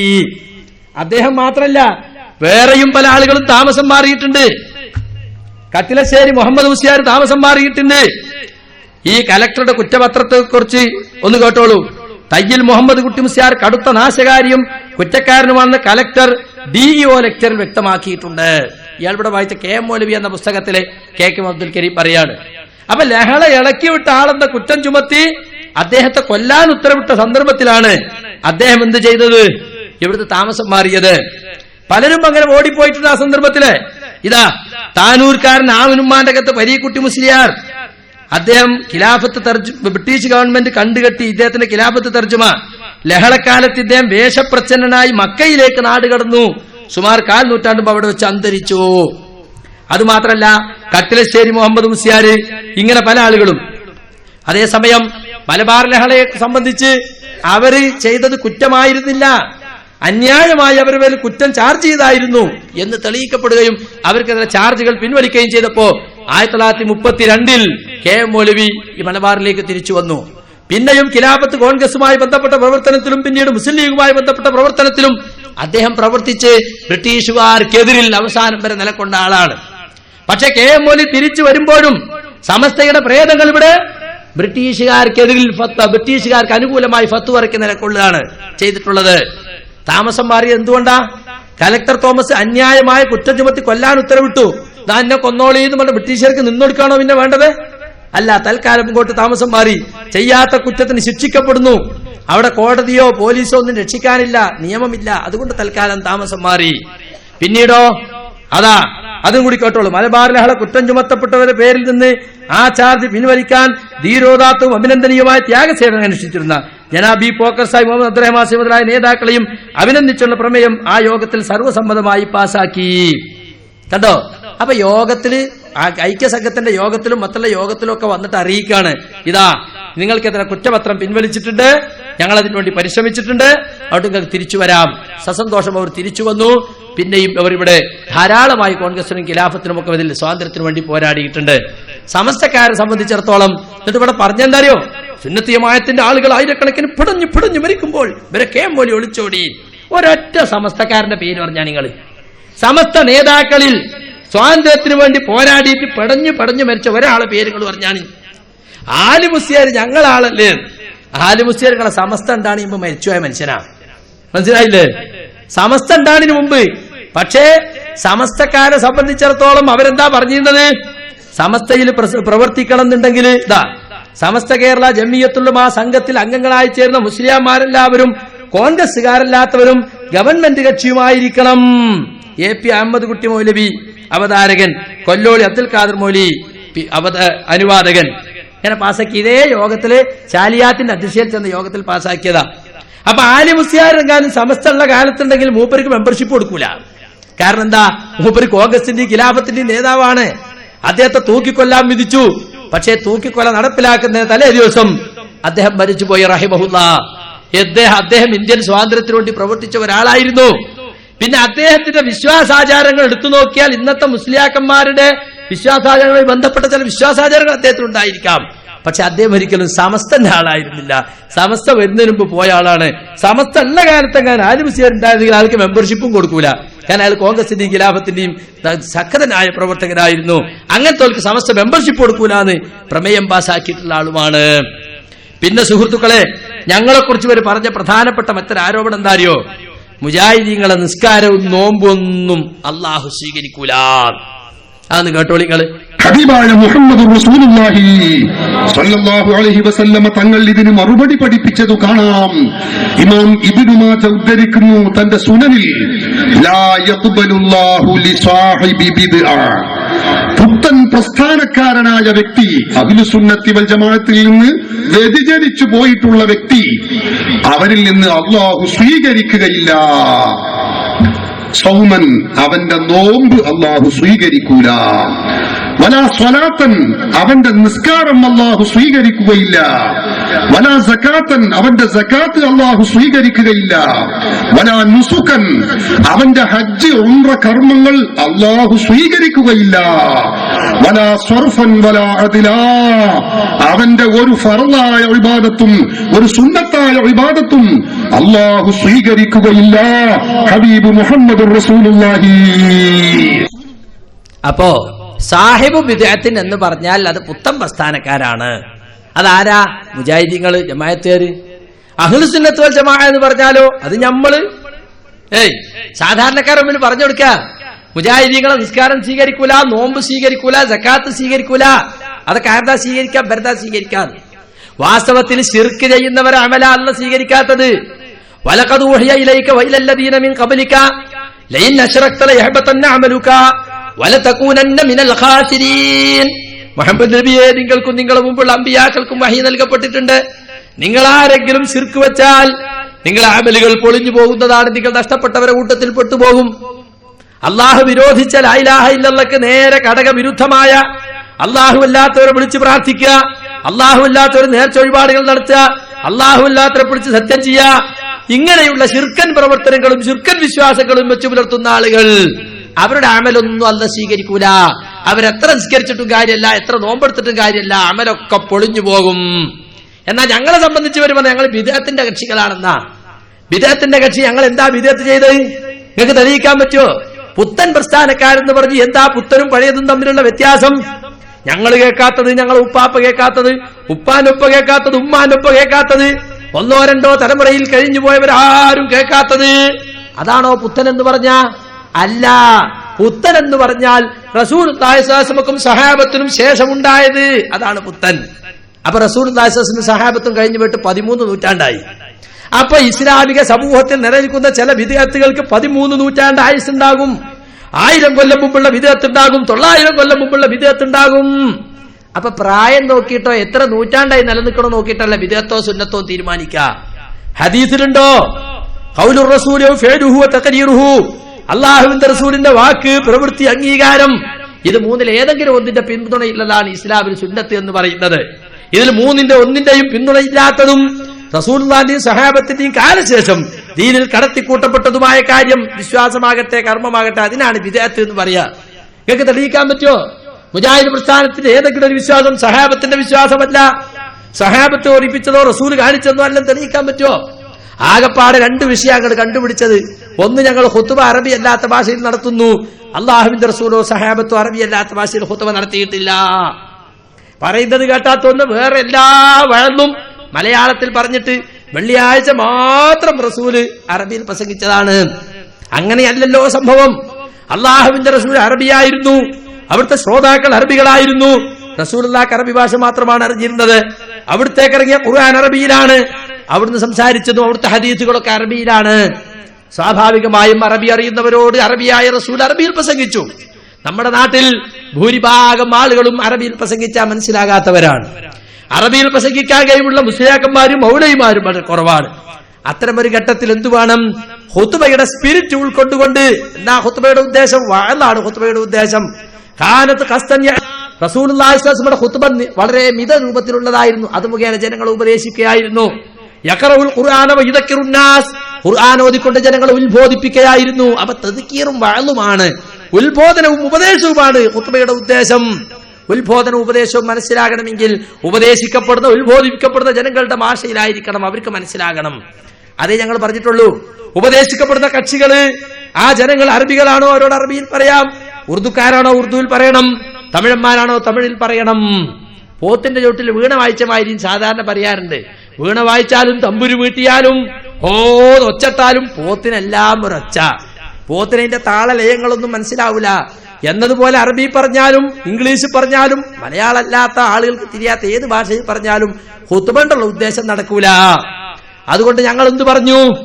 അള്ളാഹുവിന്റെ റസൂല് അറബികളോട് അറബിയിൽ പ്രസംഗിച്ചത് കൊണ്ട് നമ്മൾ മലയാളികളോട് മലയാളത്തിൽ പ്രസംഗിക്കണം എന്ന് പറഞ്ഞു. ഞങ്ങൾ മാത്രം പറഞ്ഞല്ല, ശാഫി മദ്ഹബുകാരെന്ന് പറയുന്ന നിങ്ങളെ ഹോജാക്കന്മാർ പറഞ്ഞ എന്താ? ഖുത്ബയുടെ റുക്കനായി ചില കാര്യങ്ങൾ ശാഫി മദ്ഹബുകാർ നിശ്ചയിച്ചിട്ടുണ്ട്. ഹംദ്, സ്വലാത്ത്, തഖ്വ കൊണ്ടുള്ള വസിയത്ത്, മുഅ്മിനീങ്ങൾക്ക് കൊണ്ടുള്ള ദുആ, അതുപോലെ തന്നെ ആയത്ത്, ഹദീസ്, ഇതൊക്കെ അറബിയിലാകണം. അതൊക്കെ ഞങ്ങളും അറബി തന്നെ പറയാറുള്ളത്. പക്ഷേ ഖുത്ബയുടെ അർക്കാനുകളല്ലാത്ത തവാബികൾ, അനുബന്ധ ഭാഗങ്ങൾ, ഉപദേശ ഭാഗങ്ങൾ അത് സദസ്യയുടെ ഭാഷയിലാകുന്നതിൽ യാതൊരു തെറ്റുമില്ല. സമസ്ത മീൻചന്തയിൽ വെച്ച് പ്രമേയം പാസാക്കി അറബിയല്ലാത്ത ഭാഷയിൽ ഖുത്ബ നടത്തൽ ബിദ്അത്തും മുൻകറത്താണ്. പക്ഷേ തെളിയിക്കാൻ സാധിച്ചോ? സമസ്ത രണ്ട് കഷ്ണമായി. സമസ്തയിൽ നിന്ന് ജമിയത്തുൽ ഉലമാ ഇസ്സുന്നിയീൻ എന്ന് പറയുന്ന ഇസ്സുന്നി എന്ന് പുറത്തുപോയി. ഖാദി കൊടിയത്തൂരിന്റെ നേതൃത്വത്തിൽ അവർ വെല്ലുവിളിച്ചു, ശാഫി മദ്ഹബ് ഒറ്റ കിതാബ് കൊണ്ട് നിങ്ങൾക്ക് തെളിയിക്കാൻ സാധിക്കോ ജുമുഅ ഖുത്ബ അറബി അല്ലാത്ത ഭാഷയിൽ നടത്തിയാൽ അത് ഹറാമാണെന്ന്, അത് ബിദ്അത്തും മുൻകറത്താണെങ്കിൽ തെളിയിക്കാൻ സാധിക്കോ എന്ന് അവർ വെല്ലുവിളിച്ചു. അസം മുസ്ലിയാർക്ക് പോലും മറുപടി അറിയാൻ സാധിച്ചില്ല. ഖാദി കൊടിയത്തൂരിന്റെ ന്യായങ്ങളെ എതിർത്ത് തോൽപ്പിക്കുവാൻ സമസ്തക്ക് അന്നും ഇന്നും സാധിച്ചിട്ടില്ല. അതാണ് വാസ്തവം. ഞങ്ങളെ സംബന്ധിച്ചിടത്തോളം ഞങ്ങൾ എന്തേ പറഞ്ഞിട്ടുള്ളൂ? ഹദീസിനെ സംബന്ധിച്ച് പറഞ്ഞിട്ട് മുസ്ലിയാക്കന്മാർ ജനങ്ങളോട് പറയും, അല്ലാഹുവിന്റെ റസൂൽ അറബിയല്ലാത്ത ഭാഷയിൽ ഏതെങ്കിലും ജുമുഅക്ക് ഏതെങ്കിലും ഖുത്ബ നടത്തിയിട്ടുണ്ടോ? സാധാരണക്കാരുമ്പിള്ള ചോദ്യമാണ്. ഇല്ല. എന്നാ പിന്നെ എന്തിനാ ഞങ്ങൾ അറബിയല്ലാത്ത ഭാഷയിൽ ഖുത്ബ നടത്തുന്നത്? റസൂൽ നടത്താത്ത നിങ്ങൾ നടത്താൻ പാടുണ്ടോ? അപ്പൊ നമ്മൾ തിരിച്ചങ്ങോട്ട് ചോദിക്കും, ശരി, അള്ളാഹുവിന്റെ റസൂൽ ഏതെങ്കിലും ഒരു വഅദ് അറബിയല്ലാത്ത ഭാഷയിൽ നടത്തിയിട്ടുണ്ടോ? ഇല്ല. എല്ലാ വഅദും അറബിയിൽ നടത്തിയിട്ട് മലയാളത്തിൽ നടത്തിയിട്ട് ഖുത്ബന്റെ വെള്ളിയാഴ്ചത്തെ വഅദ് മാത്രം അറബിയിലാക്കുന്നതിൽ നിങ്ങൾക്ക് എന്താ തെളിവ്? അള്ളാഹുവിന്റെ റസൂൽ എല്ലാ വഅദും അറബിയിലല്ലേ പറഞ്ഞു? നിങ്ങൾ പല വഅദും മലയാളത്തിലല്ലേ പറയുന്നത്? ഖുത്ബയുടെ ഭാഷ അറബിയായിരിക്കണം എന്ന് നിങ്ങൾ പറയുന്നത് മലയാളത്തിലല്ലേ? ഭാര്യയോട് സംസാരിച്ചതും കച്ചവടം നടത്തിയതും നിക്കാഹ് നടത്തിയതും എല്ലാം അറബിയിലല്ലേ എന്ന് നമ്മൾ അങ്ങോട്ട് തിരിച്ചു ചോദിച്ചു. മാത്രമല്ല, ഞങ്ങൾ പണ്ടേ പറഞ്ഞു വരുന്ന ഒരു വിഷയമാണ്, നിങ്ങൾ ഫിത്ർ സക്കാത്ത് കൊടുക്കുന്നത് എന്താ? അള്ളാഹുവിന്റെ റസൂൽ കൊടുത്തത് ബാർലിയായിരുന്നു, കാരക്കയായിരുന്നു, പാൽക്കട്ടിയായിരുന്നു. സാഅം മിൻ ശഈരിൻ ഔ സാഅം മിൻ സബീബിൻ ഔ സാഅം മിൻ അഖിത്തിൻ. പക്ഷെ നിങ്ങൾ കൊടുത്തതോ, നിങ്ങൾ ജനങ്ങളെ പഠിപ്പിക്കുന്നതോ ആ നാട്ടിലെ പ്രധാന ഭക്ഷ്യധാന്യം ഏതോ അത് തന്നെ കൊടുക്കേണ്ടതാകുന്നു. അപ്പൊ ഈ നാട്ടിൽ അരിയാണ്, അതുകൊണ്ട് നമ്മൾ അരി കൊടുക്കുന്നു. ഗോതമ്പമാണോ ഇവിടുത്തെ പ്രധാന ഭക്ഷ്യധാന്യം, എന്നാ ഗോതമ്പം കൊടുക്കണം. ഇതല്ലേ നിങ്ങൾ പഠിപ്പിച്ചത്? അപ്പൊ അവിടെ അള്ളാഹുവിന്റെ റസൂൽ കൊടുത്തത് തന്നെ കൊടുക്കണം നിങ്ങൾ പറയാത്ത എന്തുകൊണ്ടാ?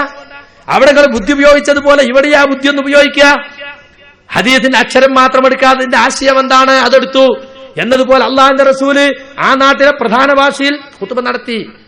ഈ നാട്ടിലെ പ്രധാന ഭക്ഷ്യധാന്യം നമ്മൾ കൊടുക്കുന്നത് പോലെ ആ ബുദ്ധി നമ്മൾ ഇവിടെയും സ്വീകരിച്ചാൽ അള്ളാഹുവിന്റെ റസൂൽ അവിടെ പ്രധാന ഭാഷയിൽ ഖുത്ബ നടത്തി, നമ്മൾ ഇവിടുത്തെ പ്രധാന ഭാഷയിൽ ഖുത്ബ നടത്തി.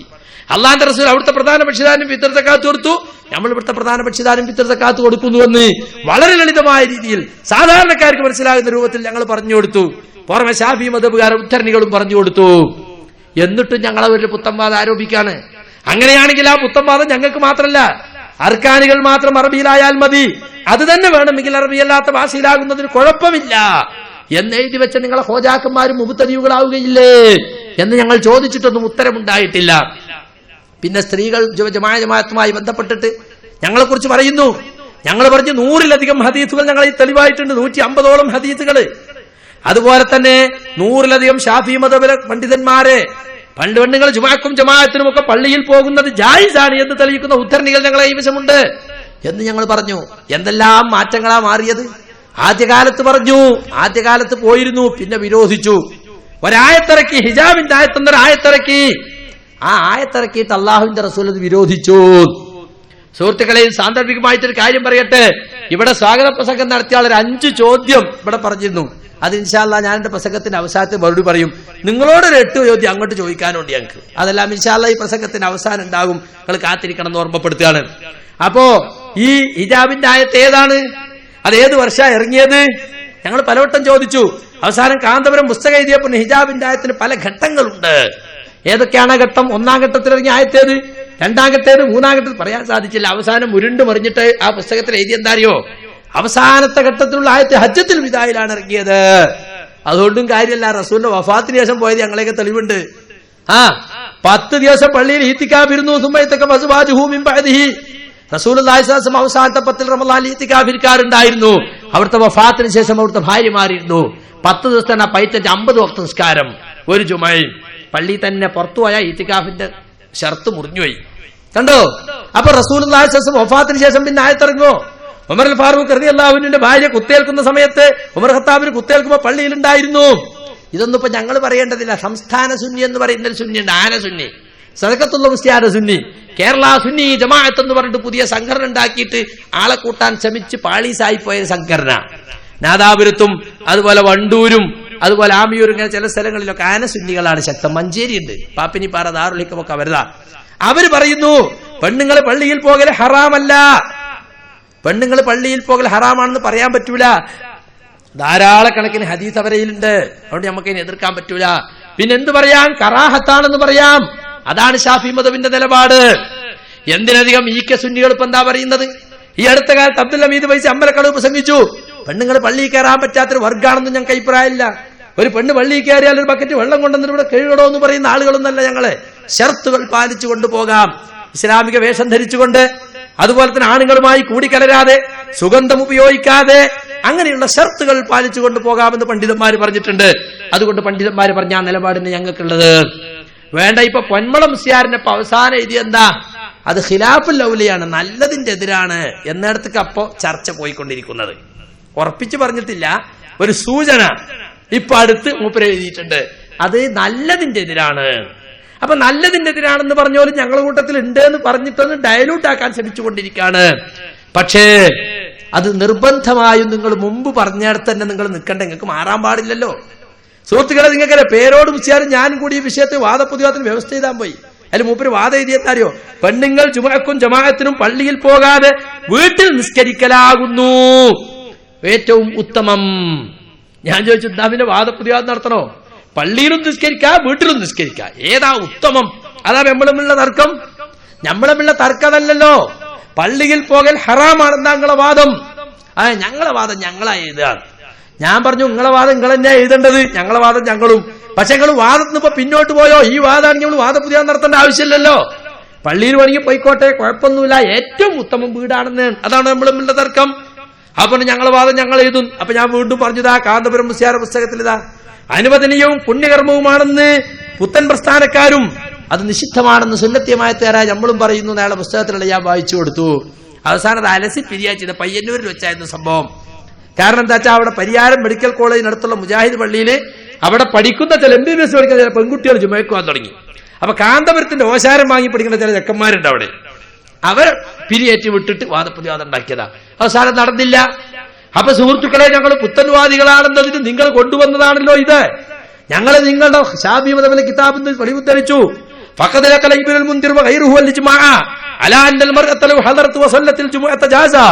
ഒരു പെണ്ണ് ജുമഅക്ക് വന്നിട്ട് ജുമഅ നമസ്കരിച്ചാൽ അത് ജായിസാണ് എന്ന വിഷയത്തിൽ ഇബ്നുൽ മുൻദിറും ഇമാമുൽ ഹറമൈനിയും ഒക്കെ ഇജ്മാ ഉണ്ടെന്ന് രേഖപ്പെടുത്തിയിട്ടുണ്ട്. ഇജ്മാ എന്ന് പറഞ്ഞാൽ എന്താ? ഒരു കാലഘട്ടത്തിലെ മുസ്ലിം പണ്ഡിതന്മാരിൽപ്പെട്ട മുജ്തഹിദുകളുടെ ഏകോപിച്ച തീരുമാനം. എന്താണ് അതിനുള്ള അടിസ്ഥാനം? ഏറ്റവും പ്രബലമായ ധാരാളം ഹദീസുകൾ സ്ഥിരപ്പെട്ടിട്ടുണ്ട്. റസൂലുള്ളാഹിന്റെ പള്ളിയിൽ റസൂലുള്ളാഹിന്റെ പിന്നിൽ പുരുഷന്മാരെ ബാക്കിലായിക്കൊണ്ട് പെണ്ണുങ്ങൾ നമസ്കരിച്ചു എന്ന് ധാരാളം ഹദീസുകളിൽ വന്നിട്ടുണ്ട്. ഈ ഹദീസുകളുടെ വെളിച്ചത്തിൽ മുസ്ലിം പണ്ഡിതന്മാർ ഏകോപിച്ച തീരുമാനമാണ് പെണ്ണുങ്ങൾ പള്ളിയിൽ പോകൽ ജായിസാണ് എന്നത്. പിന്നെ പുണ്യകർമ്മോ? അവരവിടെ പോയാൽ ചെയ്യുന്ന കാര്യങ്ങൾ പുണ്യകർമ്മമാണ്. ജമാഅത്തായ നിസ്കാരം, പള്ളിയിൽ വെച്ചുള്ള സുന്നത്ത് നിസ്കാരോ പ്രാർത്ഥനയോ ഖുർആൻ പാരായണം, ഇതെല്ലാം ആണുങ്ങൾക്ക് പുണ്യമായ പോലെ പെണ്ണുങ്ങൾക്കും പുണ്യാണ്. അപ്പൊ അതുകൊണ്ട് ഞങ്ങൾ പുത്തൻവാദികളാണെന്ന് തെളിയിക്കാൻ നിങ്ങളെ കൊണ്ട് ഇതുവരെയും സാധിച്ചിട്ടില്ല. നിങ്ങൾ ചെയ്യുന്ന ഇന്ന കാര്യം പുത്തനാണെന്ന് പറഞ്ഞിട്ട് തെളിവ് സമേതം സമർത്ഥിക്കാൻ ഇവർക്ക് ഇന്നുവരെ സാധിച്ചിട്ടില്ല. പക്ഷെ വെറുതെ ജനങ്ങളോട് പറയാണ്, ഇവര് സാഹിബ് ബിദ്അത്താണ്, പുത്തൻവാദികളാണ്, പുത്തൻ പ്രസ്ഥാനക്കാരാണ്. നമ്മളെ പഴയ ആളുകളും വാസ്തവത്തിൽ പഴമയിലേക്ക് മുസ്ലിമീങ്ങളെ തിരിച്ചു വിളിക്കുന്നത് ഞങ്ങളാണ്. 1500 കൊല്ലം മുമ്പുള്ള ഇസ്ലാമിലേക്ക് മുസ്ലിമീങ്ങളെ നിങ്ങൾ തിരിഞ്ഞു നടക്കണം. ഞങ്ങൾ അൽമനാറോ ഞങ്ങളെ വിചിന്തനോ ഞങ്ങളെ പുസ്തകങ്ങളൊന്നും നിങ്ങൾ വായിക്കാതെ പരിശുദ്ധ ഖുർആനും തിരുനബി സ്വല്ലല്ലാഹു അലൈഹി വസല്ലമയുടെ സുന്നത്തും ആദ്യകാല മുസ്ലിമീങ്ങൾ മനസ്സിലാക്കിയതുപോലെ നിങ്ങൾ മനസ്സിലാക്കിയാൽ നിങ്ങൾ സലഫിയായി എന്നാണ് ഞങ്ങൾ പറയുന്നത്. അത്രയും ഗ്യാരണ്ടിയുള്ള ഒരു ആദർശമാണ് ഞങ്ങളുടേത്. അതുകൊണ്ട് സുഹൃത്തുക്കളെ, ഞങ്ങളല്ല യഥാർത്ഥത്തിൽ പുത്തൻവാദികൾ. പുത്തൻവാദി എന്ന് ഞങ്ങളെ കുറിച്ച് നിങ്ങൾ പറയുകയും വേണ്ട. പിന്നെ സുഹൃത്തുക്കളെ, എനിക്ക് പറയാനുള്ള മറ്റൊരു കാര്യം, ഇവിടെ മുസ്ലിയാക്കളോട് നമ്മൾ പറഞ്ഞിരുന്നു ഇംഗ്ലീഷ് നിങ്ങൾ ഹറാമാണെന്ന് പ്രഖ്യാപിച്ചിരുന്നല്ലോ. അപ്പൊ അതിനെപ്പറ്റി മുസ്ലിയാർ പറയാണ് ഞങ്ങൾ മാത്രമല്ല വേറെയും പലരും അത് പറഞ്ഞിരുന്നു. അത് ബ്രിട്ടീഷ് വിരോധം കൊണ്ടായിരുന്നു. ബ്രിട്ടീഷുകാർക്ക് വിരോധം ഉണ്ടായിരുന്നില്ല എന്ന് ഞാൻ വായിച്ചു. കഴിഞ്ഞ തവണ ഞാൻ കുത്തുബി മുഹമ്മദ് മുസ്ലിയാർ ബുൽബുൽ വാർഷിക പതിപ്പിൽ നിന്ന് വായിച്ചിരുന്നു. പരിശുദ്ധ ഖുർആനിലെ സൂറത്ത് മാഇദയിൽ ആയത്തോതിക്കൊണ്ട് ബ്രിട്ടീഷുകാർക്കെതിരെ പ്രവർത്തിക്കുന്നത് തെറ്റാണെന്ന് അദ്ദേഹം സമർത്ഥിച്ചിരുന്നു.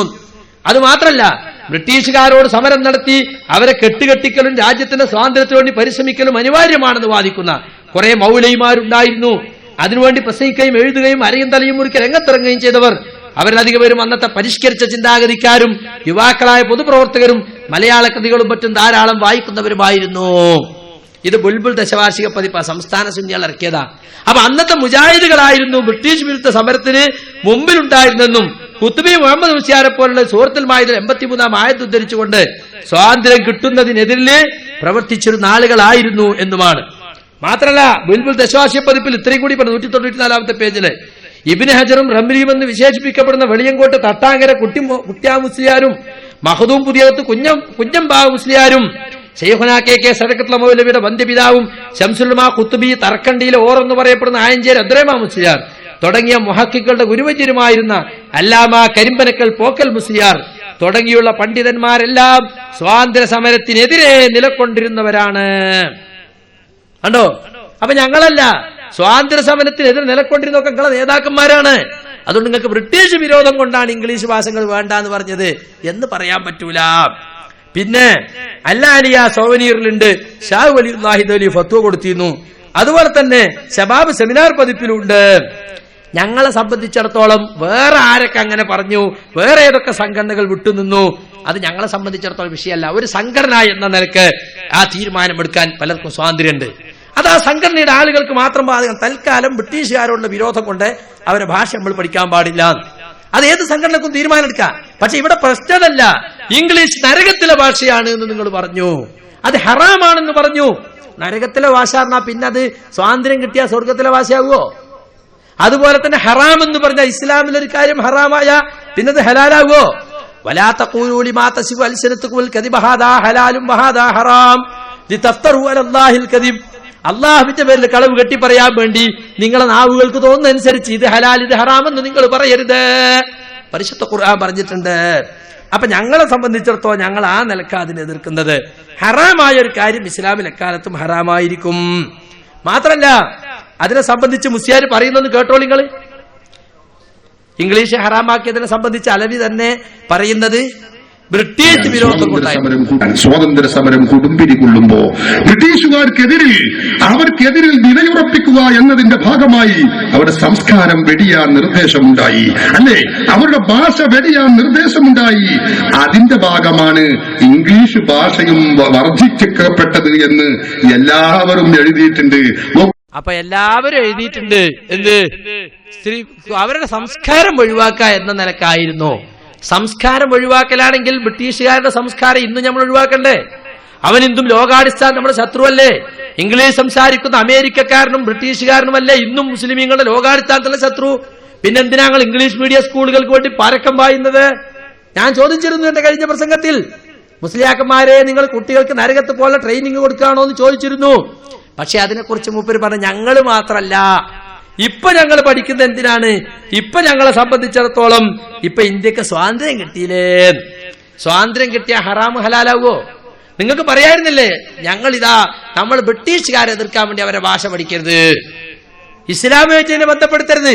ഇപ്പൊ ജമാഅത്തെ ഇസ്ലാമിക്കാര് വോട്ട് ചെയ്യരുത് എന്ന് പണ്ട് പറഞ്ഞു. അവരെ പാർട്ടിക്കാരോട് പറയാണ് നമ്മൾ വോട്ട് ചെയ്യാൻ പാടില്ല, അതവരെ സംഘടനയുടെ തീരുമാനമാണ്. പക്ഷെ അവർ പറഞ്ഞത് മുസ്ലിമീങ്ങൾ വോട്ട് ചെയ്യാൻ പാടില്ല, ഇസ്ലാമിൽ വോട്ട് ഹറാമാണ്, ഖുർആനിൽ വോട്ട് ഹറാമാണ്, അതുകൊണ്ടാണ് ഞങ്ങൾ എതിർക്കുന്നത്. അല്ലെങ്കിൽ മുസ്ലിം ലീഗോ കോൺഗ്രസോ ഒക്കെ തീരുമാനം എടുക്കണമാതിരി ജമാഅത്തേർ തീരുമാനം എടുത്തു എന്നല്ലാതെ. അപ്പൊ ഒരു പാർട്ടി അതിന്റെ അണികളോട് പറയുന്ന ഒരു കാര്യമാണെങ്കിൽ ഞങ്ങൾ എതിർക്കൂല. ഇസ്ലാമും മുസ്ലിങ്ങളും അത് ഇസ്ലാമിന്റെ പ്രമാണങ്ങളുടെ അടിസ്ഥാനത്തിൽ അത് ഹറാമാണ്, അത് നരകത്തിലെ ഭാഷയാണ് എന്നൊക്കെ പറഞ്ഞപ്പോൾ ഞങ്ങൾ അതിനെതിർത്തു. അതാണ് നിങ്ങൾ തെളിയിക്കേണ്ടത്. അത് നിങ്ങൾക്ക് തെളിയിക്കാൻ സാധിച്ചിട്ടില്ല. പിന്നെ ഞങ്ങൾ അങ്ങനെയൊന്നും പറഞ്ഞിട്ടില്ല, ഞങ്ങൾ നരകത്തിലെ ഭാഷ എന്നൊന്നും പറഞ്ഞിട്ടില്ല, ഹറാമാണെന്ന് ഞങ്ങൾ പറഞ്ഞിട്ടില്ല എന്നൊക്കെ നിങ്ങൾ പറയുകയാണെങ്കിൽ ഇൻഷാ അല്ലാഹ് എല്ലാം നമ്മളെ കയ്യിലുണ്ട്, അപ്പൊ നമുക്ക് വായിക്കാം. പിന്നെ പെണ്ണുങ്ങൾ കയ്യെഴുത്ത് പഠിക്കുന്നതിനെ സംബന്ധിച്ച് സമസ്ത പണ്ട് പ്രമേയം പാസാക്കിയത് ഞാൻ പറഞ്ഞിട്ടുണ്ടായിരുന്നു. അപ്പോൾ ഇയാൾ അത്ഭുതകരമായൊരു മറുപടിയാ പറഞ്ഞ്. എന്താണ് പറഞ്ഞറിയോ? അത് ഇന്നും ഹറാം തന്നെയാണ്, ഒരു മാറ്റമില്ല. അതൊന്ന് കേട്ടോളി. മുസ്ലിയാർ അലവി സഖാഫി പറയാണ്, പെണ്ണുങ്ങൾ കയ്യെഴുത്ത് പഠിപ്പിക്കല് ഇന്നും ഹറാം തന്നെയാണ്. വനിതാ മാസിക നടത്തുന്നു, സ്ത്രീ പെൺകുട്ടികൾക്ക് വനിതാ കോളേജ് നടത്തുന്നു, പെൺകുട്ടികൾക്ക് പ്രത്യേകം പഠിപ്പിക്കുന്നു ഉണ്ട്. അതെന്തിയെ? അതോ അത് ഞങ്ങൾ പഠിപ്പിക്കാനുള്ള കാരണം ആ ഇമാം ഇബ്നു ഹജർ അൽ ഹൈതമി ഫതാവൽ ഹദീസിയയിൽ പറഞ്ഞ മസ്അല കറാഹത്താണ് എന്ന മസ്അല അംഗീകരിച്ചുകൊണ്ട് തന്നെയാണ് ഞങ്ങൾ അത് ചെയ്യുന്നത്. അപ്പൊ പിന്നെ എന്തിനാണത് ചെയ്യുന്നത്? അതോ ഞങ്ങളത് ചെയ്തിട്ടില്ലെങ്കിൽ ഈ ഭാഷയുടെ പേരിൽ, അറിവിന്റെ പേരിൽ, വിദ്യാഭ്യാസത്തിന്റെ പേരിൽ, ഇംഗ്ലീഷിന്റെ പേരിൽ മുസ്ലിം സ്ത്രീകളെ വേട്ടയാടിക്കൊണ്ടുപോകുന്നു മതവിരോധികൾ. തന്നെ ഇസ്ലാമിക പ്രസ്ഥാനത്തിന് വിരുദ്ധമായിട്ടുള്ള ഏതെല്ലാം ആളുകളുണ്ടോ അവരൊക്കെ, അതിലേറെ എടുത്തു പറയേണ്ടത് ഈമാൻ തകർന്നു പോകുന്ന രൂപത്തിൽ മുജാഹിദ് പ്രസ്ഥാനത്തിലേക്ക് ആളുകളെ, പെൺകുട്ടികളെ വലവീശാൻ ശ്രമിക്കുന്നു. അതുകൊണ്ടാണ് ഞങ്ങള് തൽക്കാലം ആ കറാഹത്തും പ്രത്യേക സാഹചര്യങ്ങളിൽ വരുന്ന ഹറാമും അങ്ങനെയാണെങ്കിൽ തന്നെയും അതിലേറെ വലിയ അപകടകരമായ രംഗം തടുക്കുന്നതിന് വേണ്ടിയാണ് അത് ചെയ്യുന്നത്. നിഷേധിക്കുന്നില്ല എന്നാ പറഞ്ഞത്, ഞങ്ങൾ നിഷേധിക്കുന്നില്ല. എന്നിട്ട് മൂപ്പര് പറഞ്ഞെന്താണ്? കെ സക്കരിയ സലാഹി തന്നെ പറഞ്ഞിട്ടുണ്ട്, ഒരു തിന്മയെ എതിർക്കുമ്പോ അതിനേക്കാൾ വലിയ തിന്മ ഉണ്ടാകുകയാണെങ്കിൽ ആ ചെറിയ തിന്മയുടെ നടന്നോട്ടെ എന്ന് വെക്കലാണ്. അതാണ് പണ്ഡിതന്മാരെ നയസമീപനം. അതെല്ലാരും പറയണത് തന്നെയാണ്. ഒരു ചെറിയ തിന്മ നടക്കുമ്പോൾ നമ്മൾ തടുക്കാൻ പോകുമ്പോൾ അതുകൊണ്ട് വലിയ തിന്മ ഉണ്ടാകുകയാണെങ്കിലോ എന്നാൽ ചെറിയ തിന്മയുടെ നടന്നോട്ടെ എന്ന് വെക്കണം. അതാണത്ര ഇവർക്ക് ഇപ്പൊ പെണ്ണുങ്ങളെ കയ്യെഴുത്ത് പഠിക്കാനുള്ള ഇപ്പോൾ ഉള്ള ഞങ്ങളുടെ തെളിവ് അതാണെന്ന്. പക്ഷെ ഇയാൾ പറഞ്ഞെന്താ? സമസ്ത പ്രമേയം പാസാക്കിയിട്ട് ഹറാം തന്നെയാണ്, ഹറാം ഇന്നും ഹറാം തന്നെയാണ്, ഞങ്ങൾ നിഷേധിക്കുന്നില്ല. എന്നാൽ നമ്മളെ അബ്ദുസ്സമദ് പൂക്കോട്ടൂര് കെ സമസ്തയുടെ നേതാവ് അദ്ദേഹം പറയുന്നത് കേട്ടോളൂ. അദ്ദേഹത്തോട് ചോദ്യം ചോദിക്കാണ്. എന്റെ ചോദ്യം രണ്ട് അവസ്ഥയും ഉള്ളപ്പോഴുള്ള ഒരു ചോദ്യമാണ്. അൽ ബയാൻ അറബി മലയാള പത്രത്തിൽ, എന്റെ ഓർമ്മ ശരിയാണെങ്കിൽ 1926 കേട്ടോണ്, അൽ ബയാൻ അറബി മലയാള പത്രത്തിൽ കാണാം, സ്ത്രീ അക്ഷരവിദ്യ ഷറഹിൽ മക്രൂഹാണെന്നും അങ്ങനെ തുടങ്ങിയിട്ട് അവസാനം പറയുന്നുണ്ട്, ഇക്കാലത്തുള്ള സ്ത്രീ അക്ഷരവിദ്യ തീർത്തും ഹറാമാവാൻ മാത്രമേ വഴി കാണുന്നുള്ളൂ.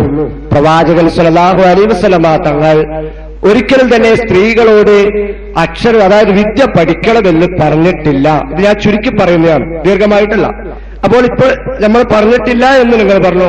ഈ വാദം നിലനിൽക്കെ തന്നെ ഞങ്ങൾക്കറിയാം, അല്ലെങ്കിൽ നമ്മൾ കണ്ടുപഠിച്ചതും കേട്ടുപഠിച്ചതുമൊക്കെ കാണാം, സമസ്തയുടെ മദ്രസകളിലും തന്നെ പെൺകുട്ടികൾ സ്ത്രീ അക്ഷരവിദ്യ പഠിക്കുന്നുണ്ട്.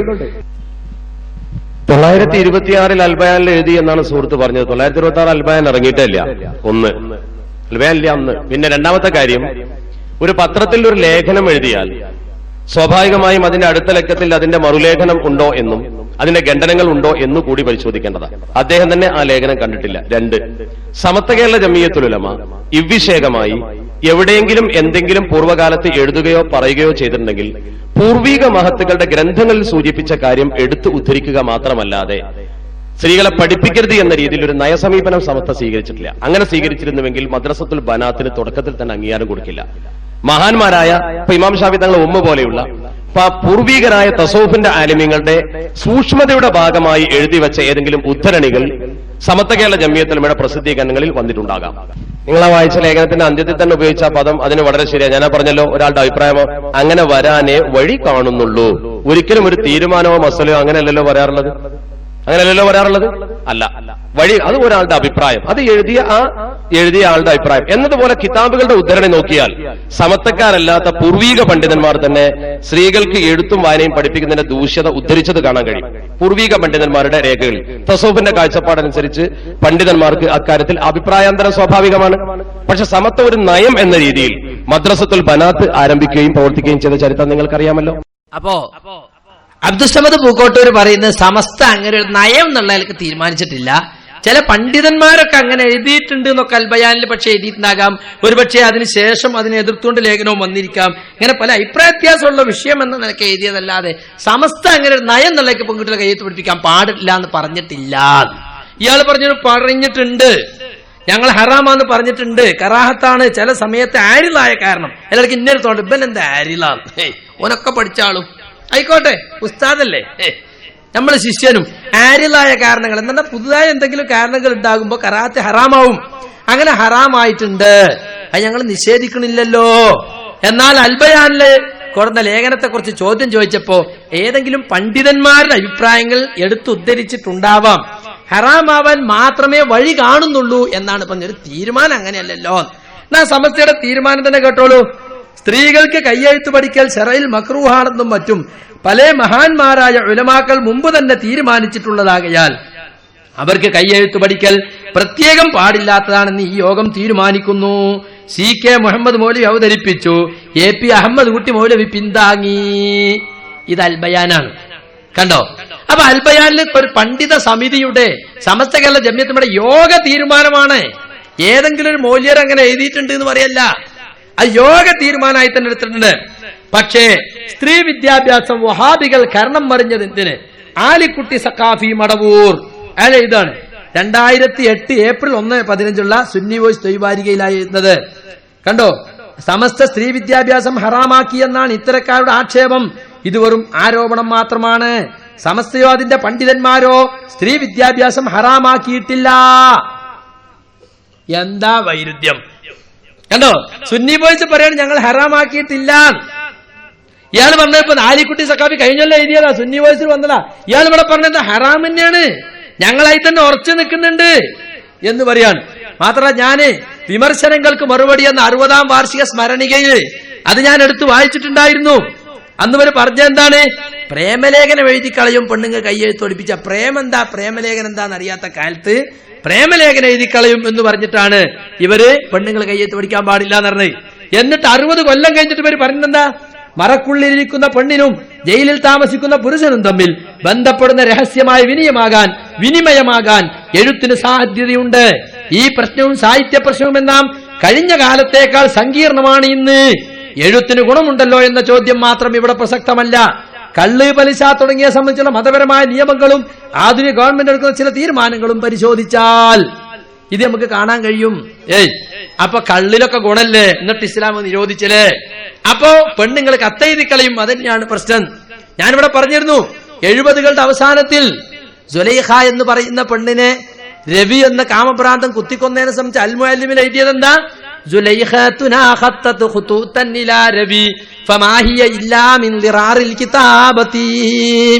സുലൈഖ രവിക്ക് കത്തെഴുതി. അതാണ് ഞങ്ങൾ പണ്ടേ പറഞ്ഞത്, പെണ്ണുങ്ങൾ കത്തെഴുതി കളയും, എഴുത്തോടിപ്പിക്കണ്ട. സമസ്തയുടെ മദ്രസകളിലേക്ക് അടുത്ത കാലം വരെ 5ാം ക്ലാസ് മീതുള്ള കുട്ടികളെ ഒരു വാതിന്റെ മൂലൊക്കെ കൊണ്ടുപോയിട്ട് ഉസ്താദ് ചോദിക്കലായിരുന്നു, ഒരു ബൂത്ത് ചോദ്യം. അങ്ങനെ ബൂത്തിനുള്ളിലാക്കി ചോദിച്ചു. അതുകൊണ്ട് പിന്നെ വേറെ കുറെ ഫിത്തന ഉണ്ടായിട്ടുണ്ട്, അപ്പിത്തന വേണ്ട എന്നിട്ട് പിന്നെ വീണ്ടും എഴുത്ത് പഠിപ്പിക്കുക ചെയ്ത്. ഇപ്പൊ വനിതാ മാസിക നടത്തുന്നു, വനിതാ കോളേജ് നടത്തുന്നു. അതിനെ സംബന്ധിച്ചാണ് ഞങ്ങൾ ചോദിച്ചത്. എന്നിട്ട് മുസ്ലിയാർ പറയാണ്, എന്നാ പിന്നെ എന്തിനാ ഇപ്പൊ സമസ്തക്കാർ ഇപ്പൊ പെൺകുട്ടികളെ പഠിപ്പിക്കണേ? അതിന് മുമ്പ് ന്യായം പറയുന്നത് കേട്ടോളിങ്ങള്. സ്ത്രീകളുടെ കയ്യെഴുത്തും സ്ത്രീകളും കയ്യെഴുത്തുമാണ്. അൽബയാൻ മാസിക കുറെ വായിച്ചു, പിന്നെ വേറെ ഏതൊക്കെ ചെറപറാന്ന് പറഞ്ഞ് വായിക്കുന്നുണ്ട്. എന്താ ഇത് പറയുന്നത്? പഴയ കാലത്ത് സ്ത്രീകൾക്ക് കയ്യെഴുത്ത് വായിക്കാൻ പാടില്ല എന്ന് സുന്നികൾ പറഞ്ഞിരുന്നു. ഞങ്ങൾ നിഷേധിക്കണില്ലല്ലോ. ഞങ്ങൾ വെറുതെ പറഞ്ഞതല്ല, ഞങ്ങളുടെ പണ്ഡിതന്മാർ ഇമാം ഇബ്നു ഹജർ അൽ ഹൈതമി റഹിമഹുല്ലാഹ് തന്റെ അൽ ഫതാവൽ ഹദീസിയ എന്ന ഗ്രന്ഥത്തിൽ ഈ ഫത്വ നൽകിയിട്ടുണ്ട്. സ്ത്രീകൾക്ക് കയ്യെഴുത്ത് പഠിപ്പിക്കൽ കറാഹത്താണ്. കാരണം അത് അത്ര ഗുണമുള്ളതല്ല. എന്താ കാരണം? അത് പല തെറ്റുകൾക്കും വഴി തുറക്കും. ശരിയല്ലേ? നമ്മൾ ഇന്ന് കാണുന്നില്ലേ? പക്ഷെ പണ്ഡിതന്മാർ സമകാലികമായ സാഹചര്യങ്ങൾ വെച്ചുകൊണ്ട് ആരിലായ കാരണത്തിനാൽ, എന്ത് ആയിരുന്നു ഇയാൾക്ക്, എന്തോ ആവട്ടെ, ആരിലായ കാരണം കൊണ്ട് അവർ പറഞ്ഞു അത് ഹറാമ് വരെ ആയേക്കും. അങ്ങനെ തന്നെ ഉറപ്പിച്ചു പറയേണ്ടതാണ് എന്നുവരെ പണ്ഡിതന്മാർ ചർച്ചാ രൂപത്തിൽ പറയുകയുണ്ടായി അൽബയാനിലൂടെ. അതിന് ഞങ്ങൾക്ക് ഒരു സംശയം, ഞങ്ങൾ നിഷേധിക്കുന്നില്ല. അപ്പൊ എങ്ങനെയുണ്ട്? എതിരാളികളും സ്കൂളിൽ പോയിട്ട് പെൺകുട്ടികൾ പേച്ചവും അവരെ ഈമാനൊക്കെ പേച്ചവും. അതുകൊണ്ടാണ് ഞങ്ങൾ പറഞ്ഞേക്കണത് സംഗതി ഹറാം തന്നെയാണ്. അപ്പോ കേരളത്തിൽ അങ്ങോളം ഇങ്ങോളമുള്ള സുന്നി പെൺകുട്ടികൾ നിത്യേന ഹറാം ഇങ്ങനെ ചെയ്തുകൊണ്ടിരിക്കുകയാണ്. എന്താ? മതവിരുദ്ധര സ്കൂൾ ഉണ്ടാക്കി, അതുപോലെ തന്നെ മുജാഹിദീങ്ങൾ സ്കൂൾ ഉണ്ടാക്കി, അവിടെയൊക്കെ പോയിട്ട് പെണ്ണുങ്ങൾ പേച്ചവും ഞങ്ങളെ പെൺകുട്ടികളെ പേച്ചുകൊണ്ടാന്ന് വിചാരിച്ചിട്ടാണ്. അപ്പൊ ഇപ്പോഴും ഈ രണ്ട് തിന്മയും കൂടി ഉപേക്ഷിക്കാൻ കഴിയുമെങ്കിൽ, അതായത് മുജാഹിദീങ്ങളെ കോളേജിൽ പോയിട്ട് പഠിച്ച് പേക്കുക എന്നുള്ള അത്തിന്മയും വേണ്ട, എഴുത്ത് പഠിക്കുക എന്നുള്ള ഹറാം അതും വേണ്ട. അങ്ങനെ ഉറപ്പുണ്ടെങ്കിൽ പെണ്ണുങ്ങൾ പഠിക്കാതെ വീട്ടിലിരിക്കുക തന്നെയാണ് അഫ്ളല്, ഏറ്റവും നല്ലത് അത് തന്നെയാണ്. അപ്പൊ അലവി സഖാഫിന്റെ മോളും പേരോടിന്റെ മോളും കാന്തപുരത്തിന്റെ മോളും ഓലൊന്നും ഇപ്പൊ സ്കൂളിൽ പോകണം. കാരണം ഓലിക്ക് ഏതായാലും എഴുത്ത് പഠിക്കുക എന്നുള്ള ഹറാമ് ചെയ്യേണ്ട ഒരു നിർണായകമായ ബുദ്ധിമുട്ടുമില്ല, ഒരു നെറൂറത്തുമില്ല. മുജാഹിദീങ്ങളെ സ്കൂളിൽ പോയിട്ട് പേച്ചോ എന്നുള്ള പേടിയില്ല, കാരണം മക്കളല്ലേ. അപ്പൊ SYS SSF കാര്യപ്പെട്ട പ്രവർത്തകരൊക്കെ നാളെ മുതൽ പെൺകുട്ടികളെ സ്കൂളിൽ പോകൽ നിർത്തണം. കാരണം ഏറ്റവും നല്ലത് വീട്ടിൽ പോകാതെ കുത്തിരിക്കലാണ്, അല്ല വീട്ടിൽ പഠിക്കാൻ പോകാതെ വീട്ടിൽ കുത്തിരിക്കലാണ്. കാരണം ആ ഹറാമ് ചെയ്യേണ്ടി വരുന്നത് എന്തുകൊണ്ടാ? മതവിരുദ്ധരുടെ സ്കൂളിൽ പോയിട്ട് ഈമാൻ പോയി പോകുന്നതുകൊണ്ടാണ്. അല്ലെങ്കിൽ മുജാഹിദീങ്ങളെ സ്കൂളിൽ പോയിട്ട് ജമാഅത്തിന്റെ സ്കൂളിൽ പോയിട്ട് ഈമാൻ കവർന്നെടുക്കപ്പെടുന്നു പേടിച്ചിട്ടാണ്. നോക്കാൻ നിങ്ങള് മുസ്ലിയാക്കന്മാരെങ്കിലും ഒന്ന് മാതൃക കാണിക്കണ്ടേ ഈ കാര്യത്തിൽ? എന്ത് നെറൂറത്താ സുഹൃത്തുക്കളുള്ളത്? ഒരു പെണ്ണ് ഭൗതിക വിദ്യാഭ്യാസം പഠിച്ചില്ലെങ്കിൽ ഇവിടെ എന്തോ വരുമോ? മരിച്ചു പോകുമോ? ഇപ്പൊ ഖുർആൻ ഓതാൻ പഠിക്കണം, നിസ്കരിക്കാൻ പഠിക്കണം, അല്ലെ? അതിപ്പോ ഒരു മുസ്ലിമായ ആണിനും പെണ്ണിനൊക്കെ നിർബന്ധമുള്ള കാര്യമാണ്. ഈ +2 BCom BA ഹോം സയൻസും കമ്പ്യൂട്ടർ എന്തിനെല്ലാം ഇപ്പൊ ഖുറാഫി പെൺകുട്ടികൾ പോകണം. അതിലൊക്കെ മുസ്ലിയാക്കന്മാരുടെ സ്ഥാപനം നടത്തുന്നത്. മുസ്ലിം നേഴ്സിനെ ആവശ്യമുണ്ട്.